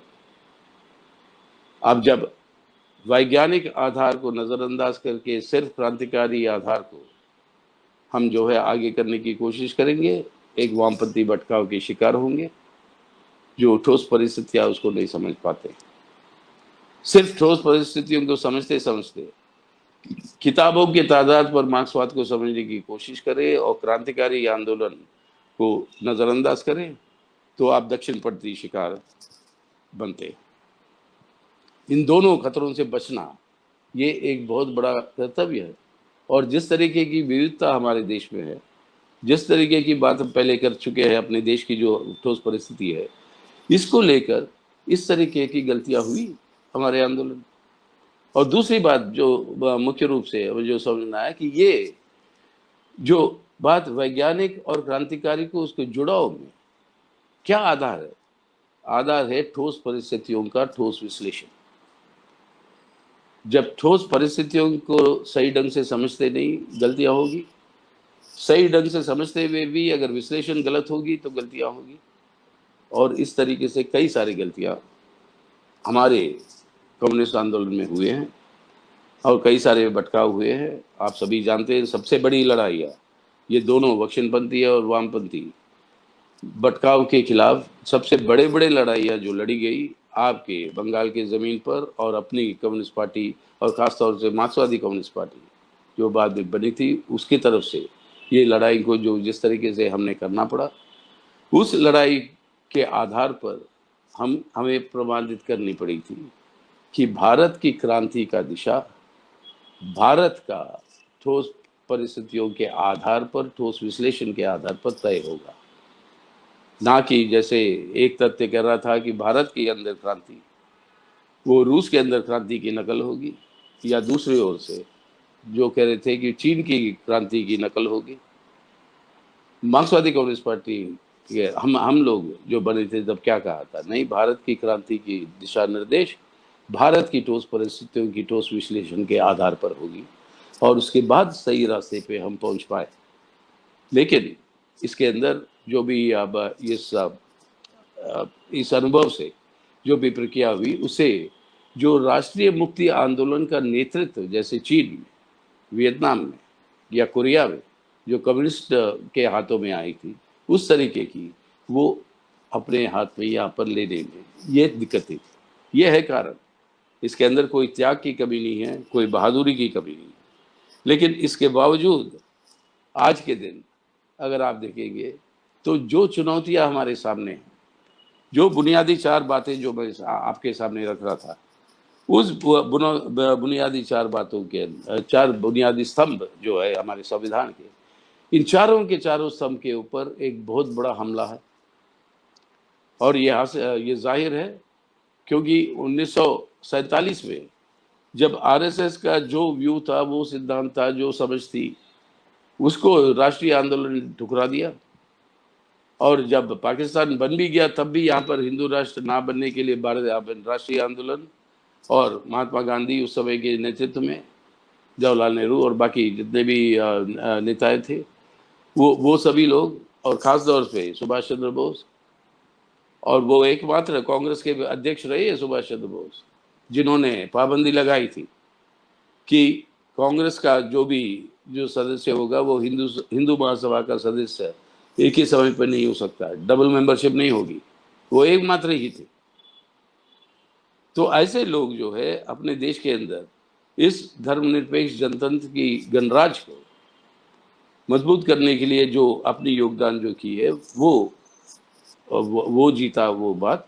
और उस समय से उसी गुस्से में, नाराजगी में महात्मा गांधी की हत्या होती है और उसके बाद से लगातार 70 सालों से यही कोशिश है कि इस धर्मनिरपेक्ष जनतंत्र की गणराज को हटाकर वहां पर एक कट्टरपंथी फांसीवादी हिंदुत्व राष्ट्र का निर्माण हो, जो आरएसएस का उद्देश्य। ये बात मार्क्सवादी कम्युनिस्ट पार्टी के कार्यक्रम के अंदर, उस कार्यक्रम के अंदर ये बात शामिल है कि भाजपा जो है आज आरएसएस का एक राजनीतिक अंग है। और ये राजनीतिक अंग आरएसएस का ही एजेंडे को आगे करने के लिए प्रयास करता है, और जब सत्ता उसके हाथ में आती है पूरा का पूरा सत्ता का दुरुपयोग करता है इस काम को हासिल करना है। अगर इस काम को हासिल करना है तो उसे जरूरी है इस संवैधानिक व्यवस्था को खत्म करना है। तो इसलिए आज देख रहे हो हर इस 4 बुनियादी स्तंभों के ऊपर बड़ी तीव्रता के साथ ये हमले हो रहे हैं। धर्मनिरपेक्षता के सवाल पर आप देख रहे हो पूरे के पूरे देश के अंदर ये सांप्रदायिक ध्रुवीकरण को किस तरीके से तेज किया जा रहा है। कोई ना कोई बहाना लेकर, कोई ना कोई सवाल को सामने रखते हुए, लव जिहाद हो, कभी कुछ और बात हो, कभी कोई गोरक्षा की सवाल हो, जो भी बात हो, हिंदू मुसलमानों के बीच में ये नफरत पैदा करना और उसके आधार पर हिंसा पैदा करवाना। अब जो कौमी हिंसा जो हुई दिल्ली के अंदर, जो हिंसा के शिकार हुए मुसलमान, उनके ऊपर केस दर्ज करके उनको गिरफ्तार किया जा रहा है, लेकिन जो हिंसा करवाया है वो जो है खुलेआम घूम रहा है, जिसके ऊपर कोई कार्रवाई नहीं। यानी इस तरीके से टारगेट करके ये नफरत की वातावरण और हिंसा के वातावरण पैदा करके इस ध्रुवीकरण में उनकी राजनीतिक स्वार्थ के लिए फायदा हो, इसकी पूरी की पूरी कोशिश बड़ी तेजी के साथ बढ़ रही है, खासतौर से ऐसे प्रांतों में जहाँ पे बीजेपी की सरकारें हैं और वहां पर जिस तरीके से टारगेट करते हुए माइनॉरिटीज के ऊपर अटैक होता है, जैसे उत्तर प्रदेश में, और उस तरीके के टारगेट करते हुए इसको बना रहे, ये ध्रुवीकरण जो है इतनी तेज कर रहे हैं ये, जिसके चलते हुए अपनी देश के अंदर एक सोशल हार्मनी की बात छोड़िए, एक सामाजिक सामंजस्य को भी की बात, खतरे को छोड़िए, लेकिन इस देश की एकता अखंडता को ही खतरा पैदा हो। ये खतरे पैदा कर रहे हैं धर्मनिरपेक्षता के आधार पर और जनतंत्र पे। आज जो भी हमारे देश के अंदर शोषित लोगों की संघर्षों के साथ अपनी सहानुभूति, एकजुटता और आपका समर्थन दिखाता है, उन सब के ऊपर या यूएपीए लगाओ या एनएसए लगाओ या आपके सेडिशन एक्ट लगाओ और उसको गिरफ्तार करो। और इस नफरत को और पैदा करना है हिंदू मुसलमानों के बीच में, तो इसके लिए जैसे कश्मीर में किया, एकमात्र जो मुस्लिम मेजॉरिटी स्टेट है उसको ध्वस्त कर दी गई। उनको जो भी हमने प्रमाणित किया था आज़ादी के समय, उनके अधिकारों को, उनको ख़त्म कर दिया गया। आज अच्छी बात है, 2 दिन पहले वहाँ के जो 6 मुख्य राजनीतिक पार्टियां फिर से वापस जुड़े हैं। महबूबा मुफ्ती जी आखिरी जो उनके राजनीतिक नेताओं में से जो गिरफ्तार थी, उनको जब रिहा किया गया 14 महीने के बाद, ये सब मिलकर एक साथ मिलकर वो फिर दोबारा ये घोषणा की कि वापस जम्मू एंड कश्मीर की राज्य को निर्माण करने के लिए वो अपनी पूरी कोशिश करेंगे। 370 और 35A धाराओं को फिर वापस लाने की संविधान में उनका कोशिश रहेगा। चलिए, राजनीतिक प्रक्रिया वहाँ पे शुरू हुई, लेकिन ये साजिशें जो है धर्मनिरपेक्ष जनतंत्र के ऊपर, ये हमले और तेज हो रहे हैं। दूसरी ओर से आप अपनी सेंटर स्टेट रिलेशन, संघवाद और फेडरलिज्म के बारे में देखिए। आज तक जो कानूनी तौर पर जो बकाया देना था राज्य सरकारों को जीएसटी के, उसे देने से इनकार कर रही थी और केंद्र सरकार कह रही थी आप जो है उधार लो रिजर्व बैंक से, कहीं और से, लेकिन केंद्र सरकार अपनी जिम्मेदारी नहीं निभाएगी और लेकिन उससे पीछे मुड़ना पड़ा। कल को पीछे मुड़ना पड़ा क्योंकि कई सारे राज्यों ने ये कहा कि ये हम नहीं करेंगे, ये आपका कानूनी उल्लंघन है, और इसके चलते हुए उनको पीछे हटना पड़ा। तब भी ये किस तरीके से उल्लंघन कर रहे अधिकार का? नया शिक्षा नीति नहीं आया। शिक्षा जो है वो कंकरेंट लिस्ट में है, मतलब यह है कि केंद्र सरकार की भी जिम्मेदारी है और राज्य सरकारों का।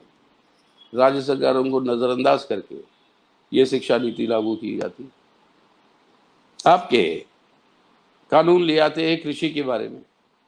कृषि जो है राज्यों का सब्जेक्ट, स्टेट सब्जेक्ट, बिना कोई राज्य से पूछे ये काम करते हैं। ये भी संविधान का उल्लंघन है, यानी संघवाद का जो नियम है उन सब के उल्लंघन है। इसी तरीके से हर जो अधिकार जो राज्य सरकारों की होनी चाहिए उसके ऊपर जो है उसको खत्म करने की पूरी कोशिश। यानी उनको चाहिए उनकी कट्टरपंथी फांसीवादी हिंदुत्व राष्ट्र के निर्माण में एक ऐसा राज्य और राज्यों की राज्यांगन की ढांचा बने ऐसा कि पूरा का पूरा संपूर्ण अधिकार सिर्फ केंद्र सरकार में होगा और राज्य सरकारें जो है वो एक कठपुतली के रूप में वो काम करेंगे। मेहरबानी केंद्र सरकार, ये खतरा इतने बड़े पैमाने पर उभरने से पहले ही इस खतरे का संकेत देखते हुए कॉमरेड ज्योति बसु ने क्या कहा था कई साल पहले कि देश के शासक वर्ग आज राज्य सरकारों को एक ग्लोरीफाइड म्युनिसिपैलिटी के रूप में बनाना चाहते हैं, यानी उनका जो संवैधानिक अधिकार है उनसे उनको वंचित करना चाहते हैं। अब उससे कई गुना ज्यादा ये खतरा बढ़ चुका है, यानी एक और बुनियादी स्तंभ पर खतरा। तीसरी ओर से आप देखिए आत्मनिर्भरता, आर्थिक आत्मनिर्भरता के नाम पर आज जो है आत्मसमर्पण किया जा रहा है मोदी सरकार की तरफ से, और ये आत्मसमर्पण किया जा रहा है विदेशी और देशी पूंजीपतियों के सामने उनके मुनाफे बनाने के लिए। दुनिया के अंदर जो माहौल है जहां पर इस महामारी के चलते हुए लॉकडाउन के चलते हुए आर्थिक व्यवस्था लुढ़क गई और अपने देश के अंदर सबसे बुरी हालत है पूरे दुनिया के देशों में। 25 जो सबसे बड़े अर्थव्यवस्था के देश है उन सब के अंदर सबसे ज्यादा गिरावट अगर अर्थव्यवस्था में कहीं पर आई है वो है अपने भारत में। तकरीबन 34% हमारी जीडीपी गिरा है ये पिछले 3 महीनों के अंदर, और पूरे साल भर में रिजर्व बैंक कहता है कि 9.5% गिरेगा, IMF कहता है कि 10.5% तक गिर सकता है, सभी कहते हैं और ज्यादा भी गिर सकता है। यानी बर्बादी लोगों की हो रही है, बेरोजगारी बढ़ रही है, भूखमरी बढ़ रही है, लेकिन मुनाफे भी बढ़ रहे हैं। हमारे देश के अंदर खरबपति और अमीर हो रहे हैं, दुनिया के अंदर खरबपति और अमीर हो रहे हैं इस लॉकडाउन के दौरान, और शोषण और बढ़ रही है। और यही व्यवस्था अपने देश के अंदर बढ़ाने के लिए देश की संपत्ति को लूटना, हर पब्लिक सेक्टर की निजीकरण, हर हमारे संसाधन, अपना कोयला हो, अपना जो भी हमारे देश के अंदर संसाधन हो जमीन के नीचे, उस सब की निजीकरण, और इस तरीके से देश की संपत्ति को लूटते हुए निजी मुनाफों के लिए देश का ही आत्मसमर्पण किया जा रहा है। अब ये कानून लिया है कृषि के बारे में, जिसके चलते हुए हमारे कृषि, हमारी फसल, हमारे किसानों की जिंदगी ये सब समर्पित करेंगे आपके विदेशी बड़े बड़े बहुराष्ट्रीय कंपनियों के हाथ में। तो अब ऐसी परिस्थिति में देश का ही लूट हो रहा है एक तरफ से, और खुद अपने पार्टी फंड के लिए, अपने लिए स्वार्थ के लिए पैसे बनाना और इस पैसे का दुरुपयोग करना, इस्तेमाल करना कि चुनी हुई सरकारों के MLA को खरीद के उसको अस्थिरता पैदा करके वहाँ पे सरकार बदलवाना। यानी एक ऐसी हालत कर दी आज जनतंत्र की देश के अंदर कि लोगों की मत का कोई मतलब नहीं। आज लोग यही कह रहे हैं कि चुनाव में जो भी जीता, कोई भी पार्टी जीते, लेकिन सरकार भाजपा ही बनाएगी, क्योंकि पैसे का इस्तेमाल, पैसा नहीं तो CBI का डंडे का इस्तेमाल, वो नहीं तो एनफोर्समेंट डायरेक्टरेट के डंडे का इस्तेमाल और गिरफ्तारी, या उनके साथ जाओ तो उनकी आपको संरक्षण, उनका खिलाफ रहो तो आपके ऊपर कार्रवाई। अब इस तरीके से पूरी की पूरी प्रशासन को और इस जनतांत्रिक व्यवस्था को ही ध्वस्त किया जा रहा है, जहाँ पर जनतांत्रिक जन आदेश का ही कोई मतलब नहीं बच रहा। तो इस तरीके से अगर आप देखेंगे तो देश की आर्थिक आत्मसमर्पण की बात नहीं, ये तीसरा जो बुनियादी स्तंभ है उसको भी ध्वस्त करना, और चौथी ओर से सामाजिक न्याय के सवाल पर आप देखिए वो हाथरस में क्या हुआ, कितनी घोर घटनाएं घटी, कितनी बेइंसानियत की गिरावट जो है अपने देश के अंदर नजर आ रही है इनके चलते हुए। और हाथरस एकमात्र घटना नहीं है, पिछले 10 दिन में 13 ऐसे घटनाएं हुए हैं उत्तर प्रदेश में ही। और अपने दलित महिलाएं, आमतौर पर महिलाओं के ऊपर जो हिंसा है, आदिवासियों को जो बेघर किया जा रहा है, ये नया कानून है, और निजीकरण करते हुए अपने खादानों को की बिक्री हो रही है, खादानों की निजीकरण हो रही है। उसके चलते हुए जंगलों में जो वो बसते रहे हैं वहीं से भी उनको उजाड़ा जा रहा है। तो सामाजिक न्याय को मजबूत करने की जगह थोड़ी बहुत आरक्षण का सवाल जो बचा है उस आरक्षण का भी लागू ना करना, कोई ना कोई षड्यंत्र करके उसके लिए अड़चन तैयार करना, तो दलित और आदिवासियों को जो संवैधानिक जो अधिकार है उससे उनको वंचित करना, महिलाओं के ऊपर ये अत्याचारी घोर अपराध है। तो सामाजिक न्याय का जो बुनियादी स्तंभ है उसको भी ध्वस्त करना, यानी आज कुल मिलाकर अगर हम देखें आज, तो ये चारों के चारों मुख्य स्तंभ जो हमारे संविधान का है उनको ध्वस्त करने पे लगे हुए हैं। और वो ध्वस्त करना, जैसे मैं पहले कह रहा था, उनके लिए ज़रूरी है, क्योंकि उसी के आधार पर वो अपना कट्टरपंथी एक फांसीवादी हिंदुत्व राष्ट्र का निर्माण करेंगे। तो आज कम्युनिस्टों की जिम्मेदारी क्या बनती है? ये चुनौतियों में ठोस परिस्थितियों का ठोस विश्लेषण हम कहते हैं कम्युनिस्टों की। तो आज सांप्रदायिकता के खिलाफ लड़ना हमारे लिए क्यों जरूरी है? एक संविधान की बचाव के लिए बिल्कुल सही और बिल्कुल अहम बात है, उसके लिए लड़ना चाहिए। दूसरी, हमारे देश के अंदर माइनॉरिटीज के संरक्षण के लिए, उनके अधिकारों के लिए गारंटी के लिए बिल्कुल सही, वो भी उतना ही अहम मुद्दा है जिनके लिए लड़ने की जरूरत है, संघर्ष करने की जरूरत है। लेकिन हमें समझना है कम्युनिस्टों को एक और बहुत महत्वपूर्ण खतरा है इन सांप्रदायिक तत्वों से, वो है जिस बुनियादी शोषित वर्गों की एकता हम चाहते हैं, जिसके आधार पर जो हमारा अधूरा रह गया, हमारा कर्तव्य आज़ादी के समय कि राजनीतिक आज़ादी मिली लेकिन वो सामाजिक आर्थिक आज़ादी में नहीं बदल पाई, उसको अगर पूरा करना है, समाजवाद की ओर चलना है, जो जन संघर्ष हैं और वर्ग संघर्षों को तेज करते हुए आगे चलना है, तो उन वर्गों की एकता की जरूरत है जो अपने देश के अंदर शोषित वर्ग है, और उस वर्गों की एकता को मजबूत करना जरूरी है एक बेहतर भारत के निर्माण के लिए। लेकिन आज उन वर्गों के बीच में ये एकता ना बने, उस एकता के अंदर फूट डालें, उस एकता को कमजोर करें, वो जरूरी है आज इन सांप्रदायिक तत्वों के लिए, ताकि इस संवैधानिक व्यवस्था को ही ध्वस्त करना, इस संवैधानिक व्यवस्था को ध्वस्त करके वो अपनी उद्देश्य को पूरा करना चाहते हैं, एक कट्टरपंथी अंधविश्वास के आधार पर एक मनोवादी, एक फांसीवादी हिंदुत्व राष्ट्र। और हम इस संवैधानिक व्यवस्था को बचाते हुए हम ले जाना चाहते हैं देश को आगे, एक बेहतर और बेहतर भारत बनाने के लिए समाजवाद की ओर आगे बढ़ते हुए। ये है आज हमारे बीच में चुनौती, राजनीतिक टकराव। और इसलिए आज सांप्रदायिक तत्वों के लिए सबसे गहरा दुश्मन और निशाना है कम्युनिस्ट। हमें कमजोर करने की कोशिश, बेशक अपनी ताकत कमजोर हुई है पार्लियामेंट और असेंबली की ताकतों के आधार से, लेकिन अपनी ताकत को पहचानने का दूसरा एक मापदंड है, और वो है जन संघर्षों का और जनता देश की एजेंडा को प्रभावित करने का।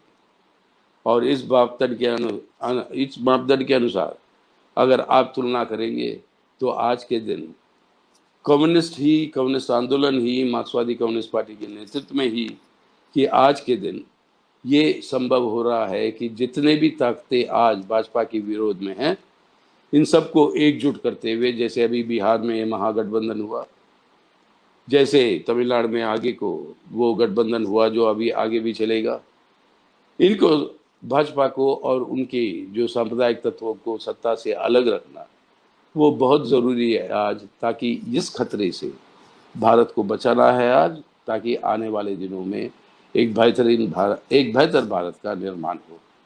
इसलिए साथियों, आज हमारे सामने ये जिम्मेदारी बहुत महत्वपूर्ण जिम्मेदारी है। आज चुनौती ये है, क्या आरएसएस और सांप्रदायिक तत्व जो चाहते हैं देश को आपके भूत के अंधेरे में ले जाना चाहते हो, या देश को भविष्य के उजाले में ले जाना चाहते हो? ये ताकतें ऐसे हैं जो हमें भूत के अंधेरे में ले जाना चाहते हैं हमारे, और हम हैं जो हमें भविष्य के उजाले में ले जाना चाहते हैं। तो इसलिए आज इस शताब्दी को मनाने का मतलब यह है कि इस संकल्प को फिर से पुनः तरीके से दृढ़ता के साथ एकजुट होकर हमें ये लेने की ज़रूरत है। आज भारत को बचाना है, कल के दिन बेहतर भारत के लिए, एक समाजवादी भारत की ओर बढ़ने के लिए। और वही है त्याग जो 100 साल के संघर्षों में कम्युनिस्टों ने दी, वही है हमारे अमर शहीदों का पैगाम, और वही है इस लाल झंडे का पैगाम। इसलिए याद रखिए, भगत सिंह जो आज भी प्रेरणा है देश के नौजवानों के लिए नहीं, देश के लोगों के लिए, जो भारत की हिफाजत चाहते हैं, भारत को बदलना चाहते हैं समाजवाद की ओर, उन्होंने अपनाया मौलाना हसरत मोहानी का दिया हुआ नारा, इनकलाब जिंदाबाद। और हर दिन जब कोर्ट में जाते थे ये नारा लगाते हुए, मजिस्ट्रेट पूछते उनसे कि ये इनकलाब जिंदाबाद का मतलब क्या है, वो समझाते मतलब, और वो समझाते कि क्रांति का मतलब हिंसा नहीं है, पिस्तौल बॉम्ब नहीं है, क्रांति का मतलब है सामाजिक परिवर्तन। और ये बहुत ही सरल ढंग से वैज्ञानिक आधार जो मार्क्सवाद का है वो स्पष्ट रूप से समझाते हैं। और वो नारा जिससे वो हंसते हंसते अपने फांसी को चूमते हुए वो अमर शहीद हुए हैं, वही नारा इनकलाब जिंदाबाद आज हमारे लिए प्रेरणा। और वो नारे के आधार पर आज हमारे लक्ष्य को पूरा करना है। यही है सही मतलब हमें इस शताब्दी को मनाने का। तो आइए हम लोग सब ये जिम्मेदारी हमारी आज की जो है इसको पूरा करें। ये हमारी तरह से आप सबको ये अपील है। और ये काम आने वाले दिनों में बंगाल के अंदर बहुत बड़ी चुनौती के सामना करते हुए, चुनाव आ रहे हैं बंगाल में, यहाँ पर इस आधार पर आप आगे बढ़ेंगे, जिसके चलते हुए सांप्रदायिक तत्वों को और निरंकुश ताकतों को दरकिनार करते हुए हम जो है आगे बढ़ पाए। ये जिम्मेदारी आपके सामने है, इसको पूरा करेंगे आज के अवसर पर। इस भरोसे के साथ मैं आप सबसे फिर मेरी बात खत्म करते हुए विदा लेता हूँ। इनकलाब जिंदाबाद, लाल सलाम।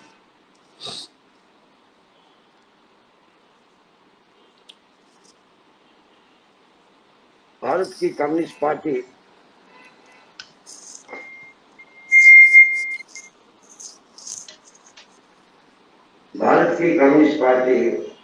पश्चिम बंगाल राज्य कमेटी का ओर से हमें सब कम्युनिस्ट नेताओं को बधाई, बहुत बहुत बधाई दें। এখন আপনাদের সামনে বক্তব্য রাখবে সভাপতি। আমরা শিডিউলের একটু পেছনে চলে গেছি। এখন বক্তব্য রাখবে আমাদের পার্টির অনেকগুলো সদস্য, কমরেড মোহাম্মদ সেলিম।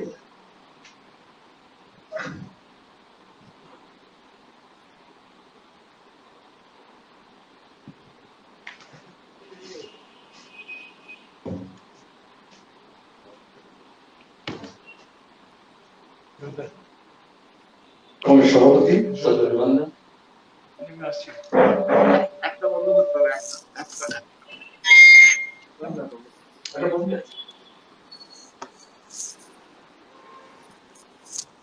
সূর্যদা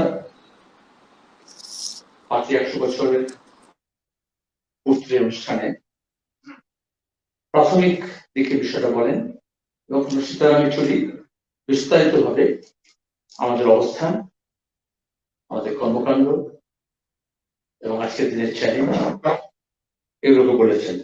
সুতরাং আমার খুব একটা বিস্তারিত ভাবে বলার স্কোপ নেই। এখানে শেষ করেছেন সেখান থেকে আমি বলি, 1920 সালে কমিউনিস্ট পার্টি তৈরি হলো। আর প্রথম দশক, 30-এর দশক জুড়ে নতুন প্রজন্ম, ভগৎ সিং কথা বললেন, হিন্দুস্তান রিপাবলিক অ্যাসোসিয়েশন ট্রান্সফর্ম হলো Hindustan socialist Republic association, galvanise হলো নতুন প্রজন্ম। বৃত্তি রঞ্জিতের ভাষায় ম্যাক্সিনি ওয়াজ রিপ্লেসড বাই মার্কস, যে প্রিয় তার আগেও ছিল, ফাঁসির মঞ্চে জয়গানও গেয়েছিল, কিন্তু তার সামনে একটা নির্দিষ্ট লক্ষ্য, একটা প্রকল্প ছিল, দেশের প্রতি ভালোবাসা ছিল, নিজের প্রাণকে উৎসর্গ করার আহ্বান ছিল। তার মধ্যে দাঁড়িয়ে সেই জন্যই নানান রকমের ধর্মীয় ক্রিয়াকাণ্ড, ধর্মীয় চিহ্ন, ধর্মীয় প্রতীক এগুলো ব্যবহৃত হতো উৎসাহিত করার জন্য, শপথ নেওয়ার জন্য। কিন্তু একটা আদর্শ যখন চলে আসে সামনে, মতাদর্শ চলে আসে ডিস্টিংক্টলি, তখন এই পুরনো যে পেছিয়ে পড়া চিন্তা ধারা, তার পূর্বসূরির যে পারিবারিক ধারা, সামাজিক ধারা বলে যেগুলো থাকে, সেটা ছিন্ন হয় সম্পর্ক, আর নতুন প্রজন্ম সামনে চলে আসে। শুধু আমাদের এখানকার যারা স্বাধীনতা আন্দোলন করছিলেন, সশস্ত্র বিপ্লবী তারা নয়, যারা বিদেশের মাটিতে গিয়েছেন ছাত্র হিসেবে, কর্মী হিসেবে, পরিযায়ী শ্রমিক হিসেবে, ক্রান্তিকারী সংগঠনের সঙ্গে যোগাযোগ রাখার জন্য, রসদ সংগ্রহ করার জন্য, তারা সবাই উৎসাহিত হলেন 1917 সালে রোজ বিপ্লবের পরে, যেটা মেহনত মানুষের রাষ্ট্র তৈরি করা যায়। তাহলে দেশ স্বাধীন হবে, সাদা চামড়া যাবে, কালো চামড়া সাহেব আসবে না, আমরা একটা এমন সমাজ করবো যেটা শোষণহীন হবে, মানুষের দ্বারা মানুষের শোষণ হবে না। আমাদের দেশের প্রেক্ষাপট, যেটা দুজনেই পূর্ববর্তী বক্তায় ইশারা করছেন, শ্রেণীর যে স্তরীকরণ তো আছেই অর্থনৈতিক কারণে, গোটা বিশ্বেই তাই, যে জন্য মার্ক্সবাদ, যেটা মার্ক্স গোটা ইতিহাস ঘেটে, দর্শন ঘেটে, অর্থনীতি ঘেটে যেটাকে স্পষ্ট করে দিলেন। কিন্তু আমাদের দেশে তার সঙ্গে দাঁড়িয়ে সামাজিক স্তরীকরণ আছে, বর্ণ প্রথা বলুন, জাতি ভেদ বলুন, এবং সেটা আরো জটিল করে দিয়েছে। তাহলে যখন নতুন প্রজন্ম 20-এর দশকে 30-এর দশকে যারা এলো, তারা বললো একটা ধর্ম নিরপেক্ষ ভাবতে, যেখানে জাত পাত ধর্ম বর্ণ ভাষা থেকে ভেদ থাকবে না, এমন একটা সমাজ করতে হবে, এমন একটা দেশ করতে হবে যেখানে মানুষের দ্বারা মানুষের শোষণ থাকবে না। এখন আমরা কত সহজে যোগাযোগ করি, এই লকডাউন আনলক পিরিয়ড সব বলি যাতায়াত করবো কি করে, গাড়ি ঘোড়া বন্ধ, এই যে কাশ্মীরের প্রসঙ্গ বললো, নেট বন্ধ, তাহলে কমিউনিকেশন কি করে হবে, তখন সব কিছু ছিল না। কিন্তু একটা ইডিওলজি ড্রিভেন হলে যেটা হয়, লাহোর, মুম্বাই, তৎকালীন বম্বে, কলকাতা, চেন্নাই, সংযুক্ত প্রদেশ, কানপুর, যেখানে যেখানে শ্রমিক শ্রেণী গড়ে উঠছে নব্য, কোঅর্ডিনেটেড হলো। এবং কোথায় এমএল রয় মেক্সিকো কমিউনিস্ট পার্টির সেক্রেটারি, রজনীবাবু দত্ত লন্ডনে, তাসখান্দে। তাহলে একটা ইডিওলজি ড্রিভেন হলে এই বাধাগুলো থাকে না, এটা খেয়াল রাখতে হবে। আর যদি সেটা ইডিওলজি ড্রিভেন না হয়, তাহলে অনেক রকমের বাধা সামনে, প্রাকৃতিক বাধা হোক বা কৃত্রিম বাধা হোক, এটা সামনে চলে আসে। মার্কস নিজে থিওরিটিশিয়ান শুধু ছিলেন না, অ্যাক্টিভিস্টও ছিলেন। মার্কস এঙ্গেলস নিজের শ্রমিক সংগঠন গড়ে তোলার কাজ করেছেন, যুক্ত হয়েছেন, আন্দোলনের যুক্ত হয়েছেন। তাহলে ওই 30-এর দশকে যারা কমিউনিস্ট হলেন, যে যে ব্যাকগ্রাউন্ড থেকে আসুন, তারা কেউ আর্ম চেয়ার পলিটিশিয়ান ছিলেন না, তারা অ্যাক্টিভিস্ট ছিলেন। কমিউনিস্ট পার্টি গঠনের আগে থেকে শ্রমিকদেরকে সংগঠিত করছেন। এখানে মুজাফফর আহমদ, তো গাঙ্গে, চেট্টি আছে চেন্নাইতে, লাহোরে হোসেন, এবং তাদের নানান রকমের প্রয়োগ চলছে। সবটা যে কমিউনিস্ট পার্টি নামে তা হচ্ছে না, কৃষক প্রজা পার্টি, স্বরাজ পার্টি, এরকম নানান নাম দিয়ে কিন্তু পত্র পত্রিকা বার করা, লেখালেখি বার করা, এবং কঠিন কাজ। ঘন্টার পর ঘন্টা জাহাজ ঘাটায় অপেক্ষা করতে হতো, কোন জাহাজে আসছে, জাহাজে যাচ্ছে, লুকিয়ে যাচ্ছে, যেখানে মারে যাচ্ছে সেখানে যাচ্ছে, কিন্তু এই যোগাযোগটা গড়ে তোলা হবে। আমি যেটা বলতে চেয়েছিলাম, যে শুধু মার্ক্সবাদ যদি অ্যাক্টিভিজম দ্বারা ব্যাক না হয়, যদি ইডিওলজি যদি হয়, তাহলে সেটা পুঁথিগত বিদ্যা হবে। কমিউনিস্ট পার্টি 100 বছরের ইতিহাস আমাদের সামনে সেটা প্রমাণ করছে, এই পুঁথিগত বিদ্যা, তার থিওরি এবং তার প্র্যাকটিস, আন্দোলন, সংগ্রাম, সংগঠন গড়ে তোলা, গণসংগঠন গড়ে তোলা, একটার পর একটা, এই দুটোর মিলন করে। এবং মানুষের কিন্তু এটা পছন্দ করে। একটা উদাহরণ করলে পাওয়া যাবে, এখন এই ভগৎ সিং যখন সীতারাম বলছিল ইনকলাব জিন্দাবাদ ধ্বনি দিয়ে যখন বিচার হচ্ছে, আমাদের দেশের মিডিয়া যা আছে জানেন, তারা মতাদর্শ প্রচার করবে না। তখনও তাই, কর্পোরেট মিডিয়া নয়, কিন্তু তখন তারা প্রচার করছিল না, কিন্তু অ্যাকশন প্রচার করে। যার ফলে মিরাট ষড়যন্ত্র মামলা যখন হচ্ছে, যখন কমিউনিস্টরা সিদ্ধান্ত নিল যে ডগকে ব্যবহার করবে কাঠগড়াকে, এবং সেখানে তার আদর্শ প্রচার করবে, সেটা কিন্তু তৎকালীন মিডিয়া এবং ন্যাশনালিস্ট মিডিয়া, ব্রিটিশ মিডিয়া ছেড়ে দিয়ে ন্যাশনালিস্ট মিডিয়া তারা কিন্তু প্রচার করেনি। কিন্তু ভগৎ সিং এবং তার তরুণ হওয়ার জন্য, বিপ্লবী হওয়ার জন্য এবং তার শৌর্য, তেজ, অ্যাকশন ওরিয়েন্টেড, তারা যতবার কাঠগড়ে গেলেন স্লোগান দিতে গেলেন। ব্রিটিশ যা বারণ করলো সেগুলোকে অস্বীকার করলেন। আদালতের মধ্যে তাকে মারতে মারতে আত্মহত্যা করে দিয়েছে, তাও ইংরেজি স্লোগান দিচ্ছে। তো মিডিয়া কি করবে? একসাথে রিপোর্ট করতে হবে। ছাত্র জীবন যখন যায়, নবান্ন অভিযান করে, মিটে দেবে না। যখন লাঠি চার্জ হয়, যখন ব্যারিকেড ভাঙে, যখন টিয়ার গ্যাস হয়, যখন তাকে ওই রোবক এসে সামনে হাজির হয়, আর যখন ওই দুটো মেয়ে আঙুল তুলে তাকে বলে পেছো, তখন সেই ছবিটা মানুষের যখন লাগাতার অনশন করলেন, তাহলে এমনিতে জেলের মধ্যে দুরবস্থা রয়েছে, কিন্তু তার ওই অ্যাকশন, তার প্রাণ গেল। কিন্তু ব্রিটিশ ন্যায় ব্যবস্থা, জেলের অব্যবস্থা, এটাকে বাইরে লিখে, প্রবন্ধ লিখে বোঝানো যেত না। তার এই অ্যাকশন, তার এজিটেশন মানুষের নাড়া দিল। তার ডেড বডি নিয়ে যখন এখানে মিছিল, হাইয়েস্ট মোবিলাইজেশন কলকাতায় ডেড বডি ঘিরে। তাহলে আজকেও সেটা সত্য, যেটাকে আমরা বুঝছি, যেটা আমরা প্রস্তাব গ্রহণ করছি, যেটাকে আমরা আলোচনা করছি, যেটা আমরা সিদ্ধান্ত গ্রহণ করছি, তাকে রূপায়িত করার জন্য। এবং কমিউনিস্টরা এইভাবে সংগঠনটা গড়ে তুলেছে, এটা আমাদের গর্ব। আমরা কেন স্মরণ করছি? আমরা কেউ ইতিহাসে ফিরে যাব না, সেখান থেকে প্রেরণা নেওয়ার জন্য, তার সর্বস্ব ত্যাগ করার মানসিকতা, জীবন যুদ্ধে পাঞ্জা কষা, সমস্ত রকমের যন্ত্রণা এবং নিষ্পেষণের মোকাবিলা করার মতো মানসিকতা। এই না হলে তো এই আন্দোলন সংগ্রামকে গড়ে তোলা যেত না। এখন যেরকম সেডিশন চার্জ করছে, ইউএপিএ করছে, তন্ত্র রাজদ্রোহ, ষড়যন্ত্র মামলা প্রতিদিন। যখন এই ক্রেডেনশিয়াল রিপোর্ট বললেন পার্টি কংগ্রেসের সমবেত জেলখানার অভিজ্ঞতা, জেল জীবন, তো ওই পিরিয়ডে তো বেশিরভাগ সময় কমিউনিস্ট পার্টি ব্যান, তার পত্রপত্রিকা নিষিদ্ধ, তার কবিতা নিষিদ্ধ হচ্ছে, তার গান নিষিদ্ধ হচ্ছে, তার পেছনে পুলিশ ধাওয়া করছে। এবং সংগঠনের মধ্যে ব্রিটিশ সাম্রাজ্য তার পুলিশ ও পুলিশ শাসনকে বজায় রাখার জন্য সেখানে তার এজেন্ট ঢুকিয়ে দিচ্ছে, বিশ্বাসঘাতকতা করছে। এই সমস্ত বাধাকে অতিক্রম করে সংগঠনটা গড়ে তোলা। আজকের দিনে, আজকে সকাল সকালে জানলাম আমার যুবকর্মী, আমার সঙ্গে যুব ফেডারেশন করতো অরবিন্দর, একমাত্র সিভিলিয়ান যে শৌর্য চক্র পেয়েছিল, বাকিটা মিলিটারি পায়।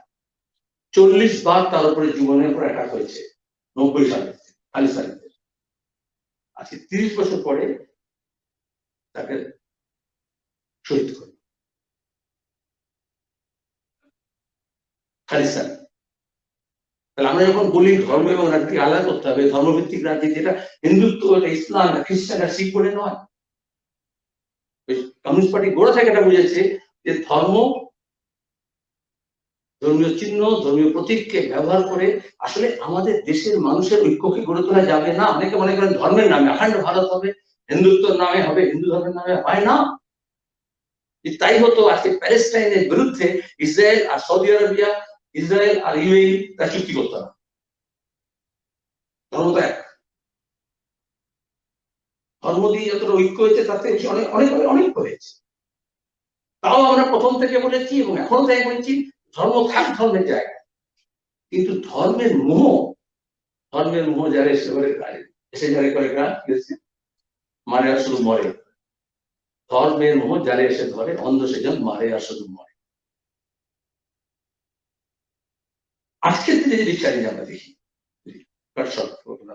গোটা পিরিয়ডটা আলোচনা হয়ে গেছে।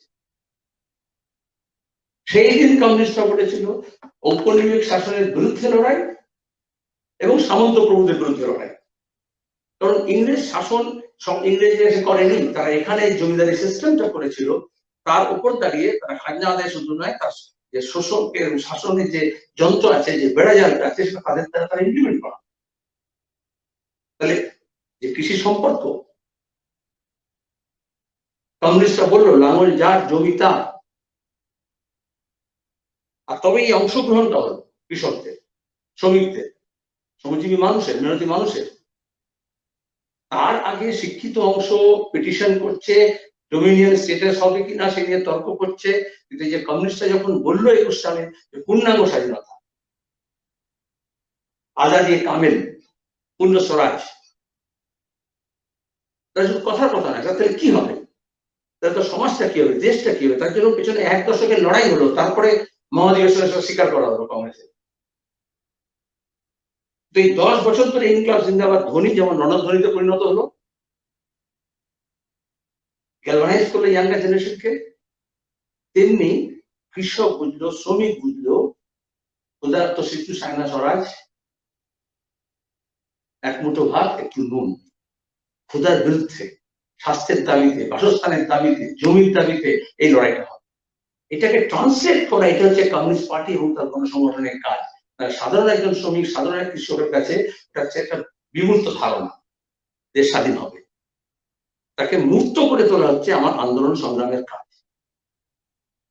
এবং কমিউনিস্টরা প্রথম থেকে বুঝলো এই কৃষি সমস্যার সমাধান হবে না যদি সামন্ত প্রথা, সামন্ত প্রভুদের বিরুদ্ধে লড়াইয়ের সঙ্গে সঙ্গে সামন্ত প্রথার সঙ্গে সঙ্গে যে পেছিয়ে পড়া যে ধ্যান ধারণা আছে জাত পাত ধর্মের ভিত্তিতে এবং ওতপ্রোতভাবে যুক্ত।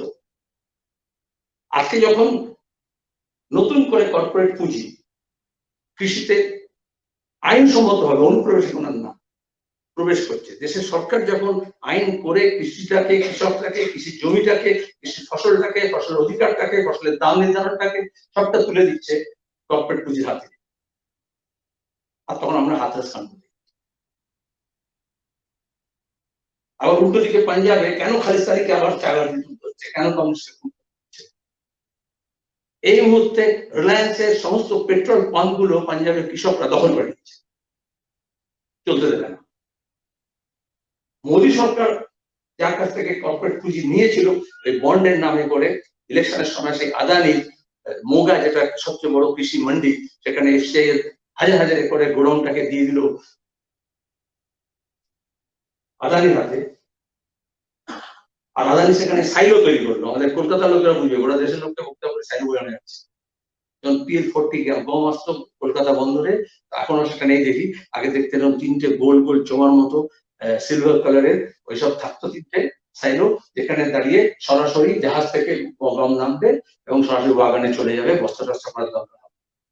সেরকম মোগাতে আদানি সাইলো বানিয়েছে, যেখানে লাখ লাখ মেট্রিক টন গম কৃষক থেকে নেওয়া হবে এবং বাগানে ভর্তি হয়ে গুজরাটে চলে যাবে এবং কান্ডা বন্দর থেকে যে কোনো জায়গায় চলে যেতে পারে। কৃষকরা সেই সাইডে দখল করে নিয়েছে, মিডিয়াতে খবর আসবে না। কোন মিডিয়া? আমরা আশা করি আমাদের জমায়েতে খবর দিল না, আমাদের মিছিলে খবর দিল না, ব্ল্যাকআউট করলো। ওই হাতরাসের ওই মেয়েটাকে ধর্ষণ করলো, গণধর্ষণ হলো, তার শিরটাকে ঘুরিয়ে দিল, তার জিভটাকে কেটে দিল। 15 দিন ধরে ন্যাশনাল মিডিয়া, কোনো রিজিনাল মিডিয়া খবর দেয়নি।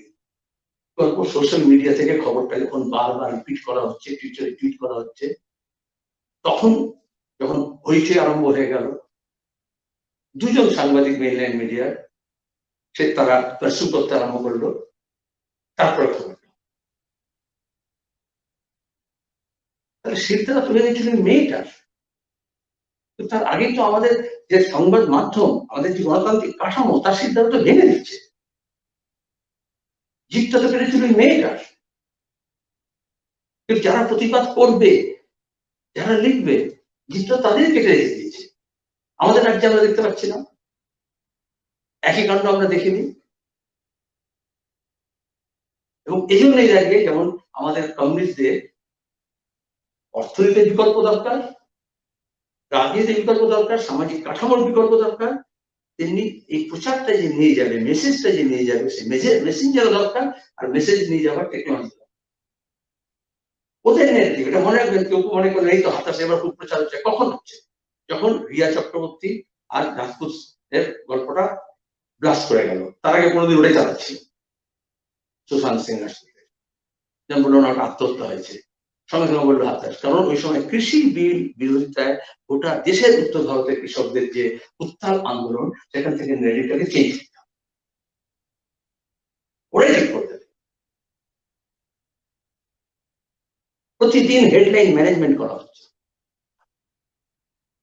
শুনুন, এখন ঠিকই তখনকার থেকে এখন টেকনোলজি উন্নত হয়েছে, কিন্তু চ্যালেঞ্জটা অনেক বেশি বেড়ে গেছে। কারণ যে কোনো টেকনোলজি আসুক, যে কোনো প্রযুক্তি আসুক, এই যে ভ্যাকসিন নিয়ে কোভিডে যদি ভ্যাকসিনও আসবে, সেটা সবচেয়ে যারা ক্ষমতাধর, সবচেয়ে বেশি যাদের রসদ আছে, সবচেয়ে যারা উপরতলায় আছে, তাদের হাতে থাকে। আর এই জন্যই শ্রমিক শ্রেণীকে, এই জন্য কৃষককে, এই জন্যই দুর্বল অংশকে, এই জন্য সর্বহারাকে আন্দোলন সংগ্রাম করতে হয়, কারণ তার ওই মুঠোর হাত থেকে সেটা সে নিতে চায়। শিক্ষা উঁচুতলার, তারপর আমরা বললাম জনশিক্ষা, শিক্ষা অধিকার, জমি জমিদারের, আমরা বললাম না লাহন যা জমি তার। তাহলে টেকনোলজি যখন আসে, সে টেকনোলজি তাদের হাতে থাকে, কারণ অ্যাফোর্ডেবিলিটি কোয়েশ্চেন। ভ্যাকসিন যখন আসবে তাদের ট্রাম্পে থাকবে, কারণ সরকার কোনো গবেষণা করে না। এই সরকারের উজ্জ্বল হওয়া মানে হচ্ছে চিকিৎসা থেকে, স্বাস্থ্য থেকে, শিক্ষা থেকে, মানে রয়্যালটি, প্রপার্টি আইটেম, এবং সেটা তার কাছে থাকবে। তাহলে ওদের কুক্ষিগত যেটা থাকবে, সেই মুঠো থেকে আলগা করে সেটাকে নিতে হবে। আর এখানে হচ্ছে উদার অর্থনীতি, লিবারালিজম যেটা বলছি আমরা, তারা বলছে না ট্রিকল ডাউন এফেক্ট হবে, যেমন ওদের মুখে থাকবে, আস্তে আস্তে চুয়ে চুয়ে কিছু করবে। রবীন্দ্রনাথের সভ্যতা সংকটে এই প্রবন্ধ থেকে বলতে হয়, তাহলে যে পিলসুট বহন করছে তার মাথায় শুধু ওই পোড়া তেলটা পড়ে, আলোটা কখনো পড়ে না। আলোটা চতুর্দিকে আলোকিত হবে, কিন্তু তার মাথার সেখান থেকে অন্ধকারটা থাকবে। সীতারাম বললো, তাহলে এই আলোটা নিয়ে আসতে হবে, এই আলোটা তারপর ফেলতে হবে, ফোকাসে নিয়ে যেতে হবে। এবং এটা একটা আপনাসে হবে, কখনো হয় না, অটোমেটিক্যালি হবে না, সংগঠিত করতে হয়। মার্কস বাদ মানে তাই, জগৎ পরিবর্তনশীল, পুঁজিবাদের পরে সমাজতন্ত্র আসবে, কিন্তু আসবে তার জন্য অনেক কাঠ খড় পোড়াতে হয়, অনেক সংগ্রাম করতে হয়। এই সংগ্রাম করার মতো সংগঠন করতে হয়, আর তার মতো উপযোগী মানুষ তৈরি করতে হয়, সংগঠন তৈরি করতে হয়। 100 বছর ধরে সেই কাজটাই করা হয়। সবটাই আমরা সফল হয়নি, আমরা বিফলও হয়নি, ভোটে আঙ্গিকতা আলাদা, কিন্তু একটা বড় অংশের মানুষের মধ্যে আজকের দিনে, বিশেষত কোভিড-19 পরে, একেবারে এক্সরে রিপোর্ট, পুঁজিবাদের পুঁজিতন্ত্রের এক্সরে রিপোর্ট মানুষের সামনে এসছে। কিন্তু এক্সরে রিপোর্ট দেখলেই তার পা জোড়া লেগে যাবে না, হাড় জোড়া লেগে যাবে না। ভগ্নসার চেহারা সামনে চলে এসছে, কঙ্কালসার চেহারা, কর্মহীন মানুষের, নিরন্ন মানুষের, পরিযায়ী শ্রমিকের, কৃষকের, ক্ষেত মজুরের, হকারের, দিনমজুরের, প্রত্যেকটা অংশে। এমনকি আমার পার্টি কর্মসূচি যদি দেখেন, একচেটিয়া পুঁজিপতি ছাড়া, আর ওই রাজা রাজওয়াড়া সামন্ত শ্রেণী ছাড়া, বাকি সব অংশ, যারা নিজেকে শিল্পপতি মনে করে, যারা কলকারখানা চালায়, যারা সেলফ এমপ্লয়েড, যারা নিজেকে টাটা বিড়লা মনে করে, নিজের ক্ষুদ্র মাঝারি শিল্পের মালিক মনে করতো, তাদের কাউকে জিজ্ঞেস করবেন, যারা মোদি করেছে তাকে জিজ্ঞেস করবেন, বলে বাজার বোধ থাকবে। আবার পরক্ষণে জিজ্ঞেস করবে দেশ থেকে চালা নেই, মোদি কি আচ্ছা চালা, আরে রিয়েলি চলছে না, দেশ চলছে কি করে? এবং এই যে ভাইরাস অ্যাটাক আমরা বলি, আসলে ভাইরাসটা কি দেখা যাচ্ছে না তো। ভাইরাস ফুল ফর্ম করেন very important resources under siege, VIRUS, very important resources under siege. তাহলে আপনার লাংস আছে, কিন্তু আপনি নিঃশ্বাস নিতে পারছেন না। আপনার একটা শরীর অর্গান আছে, যেটা অ্যাটাক হয়েছে, ভাইরাস অ্যাটাক হয়েছে, মানে এটা আপনার কাজে লাগছে না। সেই রকম আমাদের সম্পদ এটা সিজ হয়ে আছে। জমি বলুন, উৎপাদনের হাতিয়ার বলুন, পুঁজি বলুন, শিক্ষা বলুন, স্বাস্থ্য বলুন, আর লড়াই মানে হচ্ছে ওই ভাইরাসের বিরুদ্ধে লড়াই। এটা ইম্পর্টেন্ট রিসোর্স, যেটা সিজ হয়ে আছে, এই সিজের থেকে সেটাকে পার করে নিয়ে আসতে হবে। অপারেশন বর্গা, ভূমি সংস্কার, যেখানে যেখানে আজেন্ডা ছিল সেখানে হলো, কারণ ওই জমিদারদের হাত থেকে ইম্পর্টেন্ট রিসোর্সেস যেটা সিজ হয়েছিল সেটাকে বার করে নিয়ে আসা, আনলিস্ট হলো, উৎপাদিকা শক্তিকে আনলিস্ট করা হলো। একইভাবে অন্যত্র এই কাজটা আমাদের করণীয়, এটা হচ্ছে আমাদের চ্যালেঞ্জ। আর সেটা করা যাবে না আমাদের মতো দেশে, যে তার ওই যে সামাজিক যে স্তরীকরণ গুলো আছে তারা জাতি উপজাতির নামে, লিঙ্গের নামে, ভাষার নামে, ধর্মের নামে যখন একজন আরেকজনের উপর চাপিয়ে দিচ্ছে, তার বিরুদ্ধে লড়াইটাকে এটা বুঝতে হবে। এই জন্যই সবসময় বিজেপি বলে তোদের ধর্মরক্ষতার কথা বলছে, তাহলে তুমি মুসলমানের পক্ষে আছো। তাহলে আসামে এনআরসি বিরুদ্ধে যে বলছে, ডিটেনশন ক্যাম্পের বিরুদ্ধে যে বলছে, তুমি বাঙালি হয়ে বলছো, তাই বলবে না? আর এখানে আপনি যদি বলেন না কলকাতা শহরে ভাষার নামে ধরা যাবে না, সব একসঙ্গে থাকবে, বলে তুমি তাহলে অবাঙালিদের বিহারিদের দালাল হয়ে গেলে। এটা সবসময় এই বাইনারিটা তৈরি করে দেওয়া হচ্ছে। আর কমিউনিস্ট হচ্ছে এই বাইনারিটাকে ভাঙতে হয় ইন্টারন্যাশনালিজম এই জন্য। এবং আমাদের পার্টির গর্ব হচ্ছে যখন আমরা বলি 1920 সালে কাস্তানে জন্মেছিল, তাহলে আমাদের একেবারে ভ্রূণ সময় থেকে হচ্ছে ইন্টারন্যাশনালিজমে বিশ্বাস করছি। সবসময় প্যালেটেবল হতে হয় না। এইসব কাগজগুলো লিখেছে কখনো কখনো কিউবায় কি হচ্ছে না মিছিল করছে, প্যালেস্টাইনে মিছিল করছে। আর এখন যখন অতিমারি হচ্ছে তখন আমেরিকার খবর দিচ্ছে না, স্পেনের খবর দিচ্ছে না, ইটালির খবর দিচ্ছে না। মানবতার সংকট যেটা আছে তাকে যদি লড়তে হয় তাহলে গোটা বিশ্ব মানবতাকে এক করে লড়তে হবে। ঐতিহাসিক ভাবে, রাজনৈতিক ভাবে, রাজনৈতিক ভাবে, ভৌগোলিক ভাবে তোমরা ভাগ করে আছে। এবং নিজের নিজের অবস্থা, নিজের সমাজ, নিজের পরিবেশ, নিজের দেশ, সেখানে তার যে বাস্তব চ্যালেঞ্জ গুলো আছে তার বস্তুনিষ্ঠ বললো কমপ্লিট অ্যানালিসিস করে আমরা সেই আমরা কপি করবো। কিন্তু সবসময় একটা মনে রাখতে হবে আজকের দিনে যে চ্যালেঞ্জ আছে, থিঙ্ক গ্লোবালি, অ্যাক্ট লোকালি। আমার যে স্থানীয় একটা রাস্তা যদি খারাপ সমস্যা থাকে তাহলে আমাকে সেই রাস্তার দাবি দিয়ে লড়তে হবে। আমি যদি হেলথ সেন্টার কাজ না করে তাহলে হেলথ সেন্টার নিয়ে করতে হবে। ইলেকট্রিক বিল যদি বেশি বাড়িয়ে দেয় ইলেকট্রিক বিলের বিরুদ্ধে করতে হবে। কেউ মনে করতে না এগুলো তো খুব একটা বৈপ্লবিক কাজ না। তো আলাদা একটা কোনো বিমূর্ত বিষয় না। মানুষকে সংগঠিত করে তার বিষয়গুলোকে নিয়ে এই যে জনবন্ধন গড়ে তুলতে হবে, তার জন্য তার সিমেন্টিং কাজটা হবে, তার যে কমন ইন্টারেস্ট আছে সেটাকে সামনে নিয়ে আসতে হবে। তাহলে কমিউনাল টাস্ক ফোর্স যেটা করছে কনফ্লিক্টিং ইন্টারেস্টকে সামনে নিয়ে আসছে, যেটা দুজনে লড়কে লেগে। আর সেখানে যদি আমরা কমন ইন্টারেস্টটাকে সামনে নিয়ে আসি, যেখানে জাত পাত ধর্ম বর্ণ নির্বিশেষে সেই জেলা, সেই স্থানে, সেই দেশের মানুষের সবার বিষয়, তখন সেটা একমাত্র এটা কমিউনিস্টরা সেই 20-এর দশকে বলেছিল যে কমিউনালিজমের অ্যান্টিডোটস হচ্ছে শ্রেণী আন্দোলন এবং শ্রেণী ভিত্তিটাকে ঐক্যবদ্ধ করতে হবে। কিন্তু আমার শ্রেণীকে যখন জাত পাত ধর্ম বর্ণ ভাষা নামে ভাগ করে তখন তার বিরুদ্ধে লড়াইটাও আমাদের হচ্ছে বড় কাজ। আমি দুকাটির শট বলতে হয় এই মুহূর্তে যে চ্যালেঞ্জটা হচ্ছে সেটা হচ্ছে দরকার ইনোভেটিভ থিঙ্কিং। নতুন সমস্যা, নতুন চ্যালেঞ্জকে হাজির করে তার মোকাবিলা করতে মার্ক্সবাদ, লেনিনবাদ সে বিশ্ববিখ্যাত দিয়েছে, তার ভিত্তি করে কিন্তু আমাকে সেই ইনোভেটিভ থিঙ্কিং এর দ্বারা সেই সমস্যাটাকে যেমন উপলব্ধি করতে হবে তার সমাধানের পথ সেবা করতে হবে। এবং সেটার জন্য প্রোঅ্যাক্টিভ প্ল্যানিং দরকার। একটা ঘটনা ঘটছে তারপরে না, কমিউনিস্টরা শুধুমাত্র একটা ঘটমান বর্তমানের উপরে কাজ করে না। আমরা অতীতে এই জন্য আলোচনা করি, অতীতের অভিজ্ঞতার নিরিখে এটা ইমার্জিং যে সিনারিও যেটা হতে যাচ্ছে সেটাকেও বিশ্লেষণ করতে হয়। এটা আনফোল্ডিং স্টোরিজ, যেটা সামনে আনফোল্ড হবে, এখনো যে গল্পটা বলা হয়নি, কিন্তু সেটার ব্যাপারেও সতর্ক সজাগ দৃষ্টি রাখতে হয় এবং একটা কোঅর্ডিনেটেড অ্যাকশন দরকার। 25 সেপ্টেম্বর কৃষি বিল নিয়ে হয়েছে, 26শে নভেম্বর সমস্ত সংগঠন মিলে আরএসএস অ্যাফিলিয়েটেড সংগঠনগুলো ছাড়া, আমি ইচ্ছে করে বলি আরএসএস অ্যাফিলিয়েটেড সংগঠনগুলো ছাড়া বাকি সবাই অ্যাকশনে নামবে। আর আমাদের এখানে দেখবেন রিঅ্যাকশনিক শক্তি তার প্রতিভূ। প্রথমে গোটা দেশের নীতির বিরুদ্ধে হবে লড়াই, কিন্তু মমতা ব্যানার্জি বিবৃতি দেবেন, মুখ্যমন্ত্রী বিবৃতি দেবেন, সরকারের তরফ থেকে বিবৃতি আসবে এবং মিডিয়ার বিরুদ্ধে করবে, তার বিরুদ্ধে কেউ এটা করতে পারবে। কারণ কোন অ্যাফিলিয়েশন বড় করে লেখা হয় ব্র্যাকেটে অ্যাফিলিয়েটেড টু, আর কোন অ্যাফিলিয়েশন লুকিয়ে রাখতে হয়, তা ঘোষণা করে না, তাকে গোপন রাখে।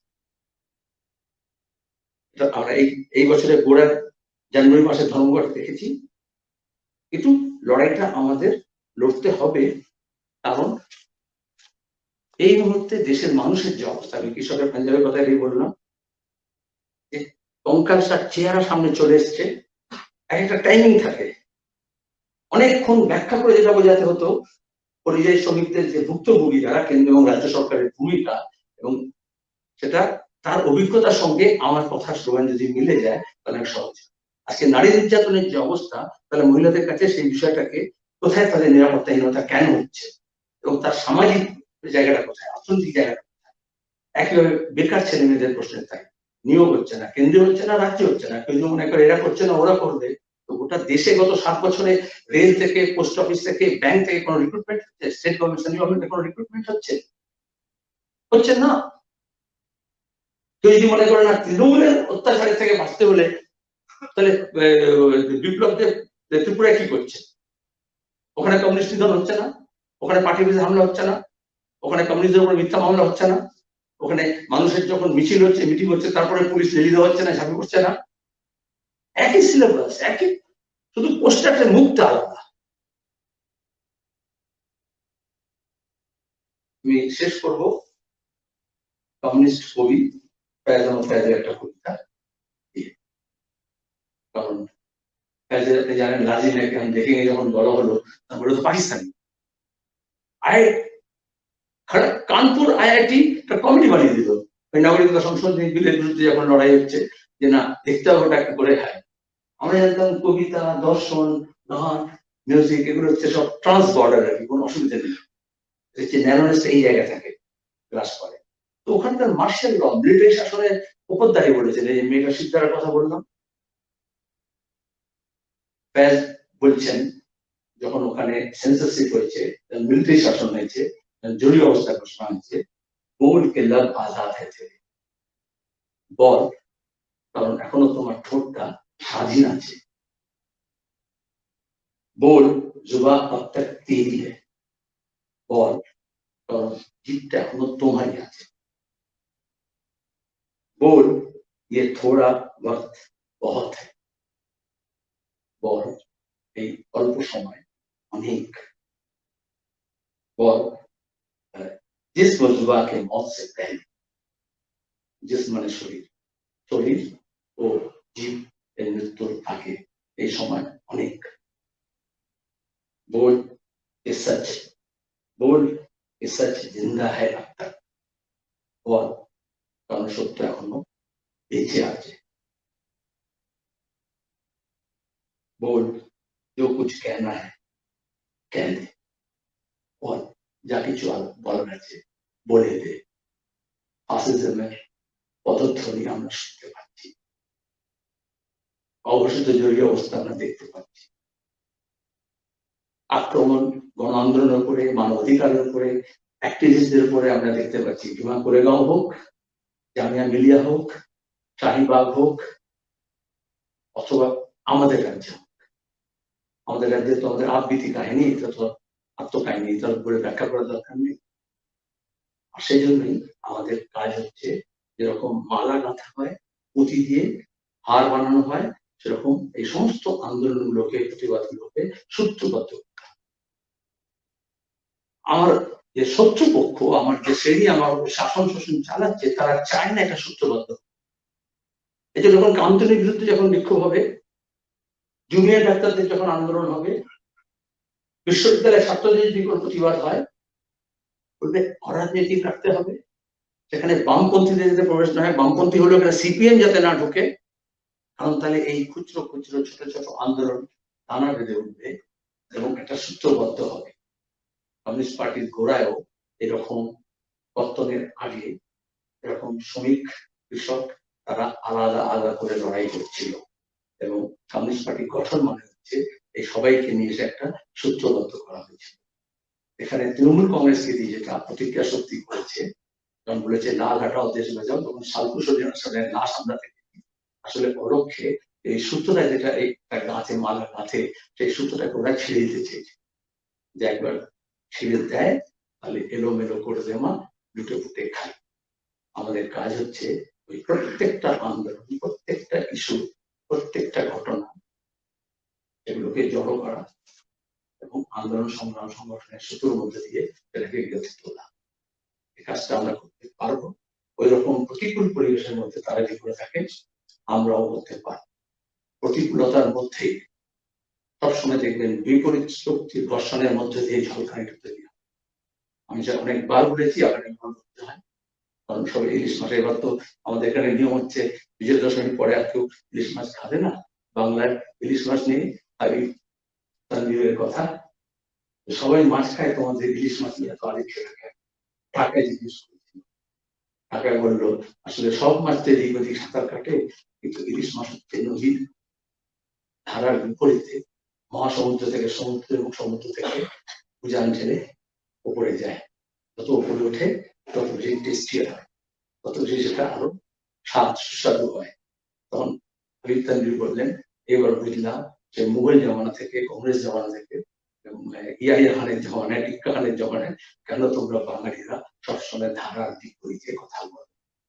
কমিউনিস্ট পার্টি মানে তাই, বামপন্থা মানে তাই, গড্ডালিকা প্রবাহের গান ভাসিয়ে তার বিপরীত মেরু থেকে চ্যালেঞ্জ করা সত্তাকে, ক্ষমতাকে, এবং সে কাজটা আমাদের করতে হবে। 100 বছরের ইতিহাস আমরা ফিরে যেতে পারবো না, কিন্তু আগামী 100 বছরের ইতিহাস কি হবে, সেটা কিভাবে হবে, কোন পথে চালিত হবে, তাতে আমাদের কিছু সংক্ষিপ্ত ক্ষুদ্র হলেও ভূমিকা থাকবে।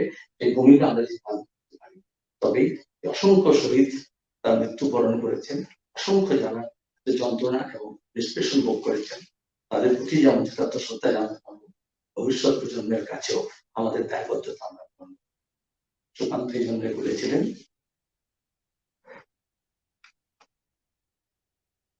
যতক্ষণ দেহে আছে প্রাণ, প্রাণপণে পৃথিবী সর্বজন এ বিশ্বকে এসে সুপারযোগ্য করে যাবো আমি নবজাতকের দিকে। মোদী যখন উনি বেচছেন, তার মানে কি আমাদের ভবিষ্যৎ প্রজন্ম যে নবজাতক এখনো আসেনি, এরপরে যারা আসবে তাদের জন্য যে সম্পদ আমাদের প্রকৃতির পরতে পরতে জমা আছে, ডিপোজিট আছে, ওরা আমাদের অতীতকে লুট করছে, ইতিহাসটাকে ধ্বংস করছে, ওরা আমাদের বর্তমানটাকে ধ্বংস করছে, আমাদের ভবিষ্যৎকে নিয়েও ছিনিয়ে গেছে। ভবিষ্যৎ প্রজন্মের জন্য প্রকৃতির গর্ভে যা জমা আছে সেটাকে ওরা নিলামে তুলে দিচ্ছে, সেজন্য দায়বদ্ধ থাকতে। ধন্যবাদ।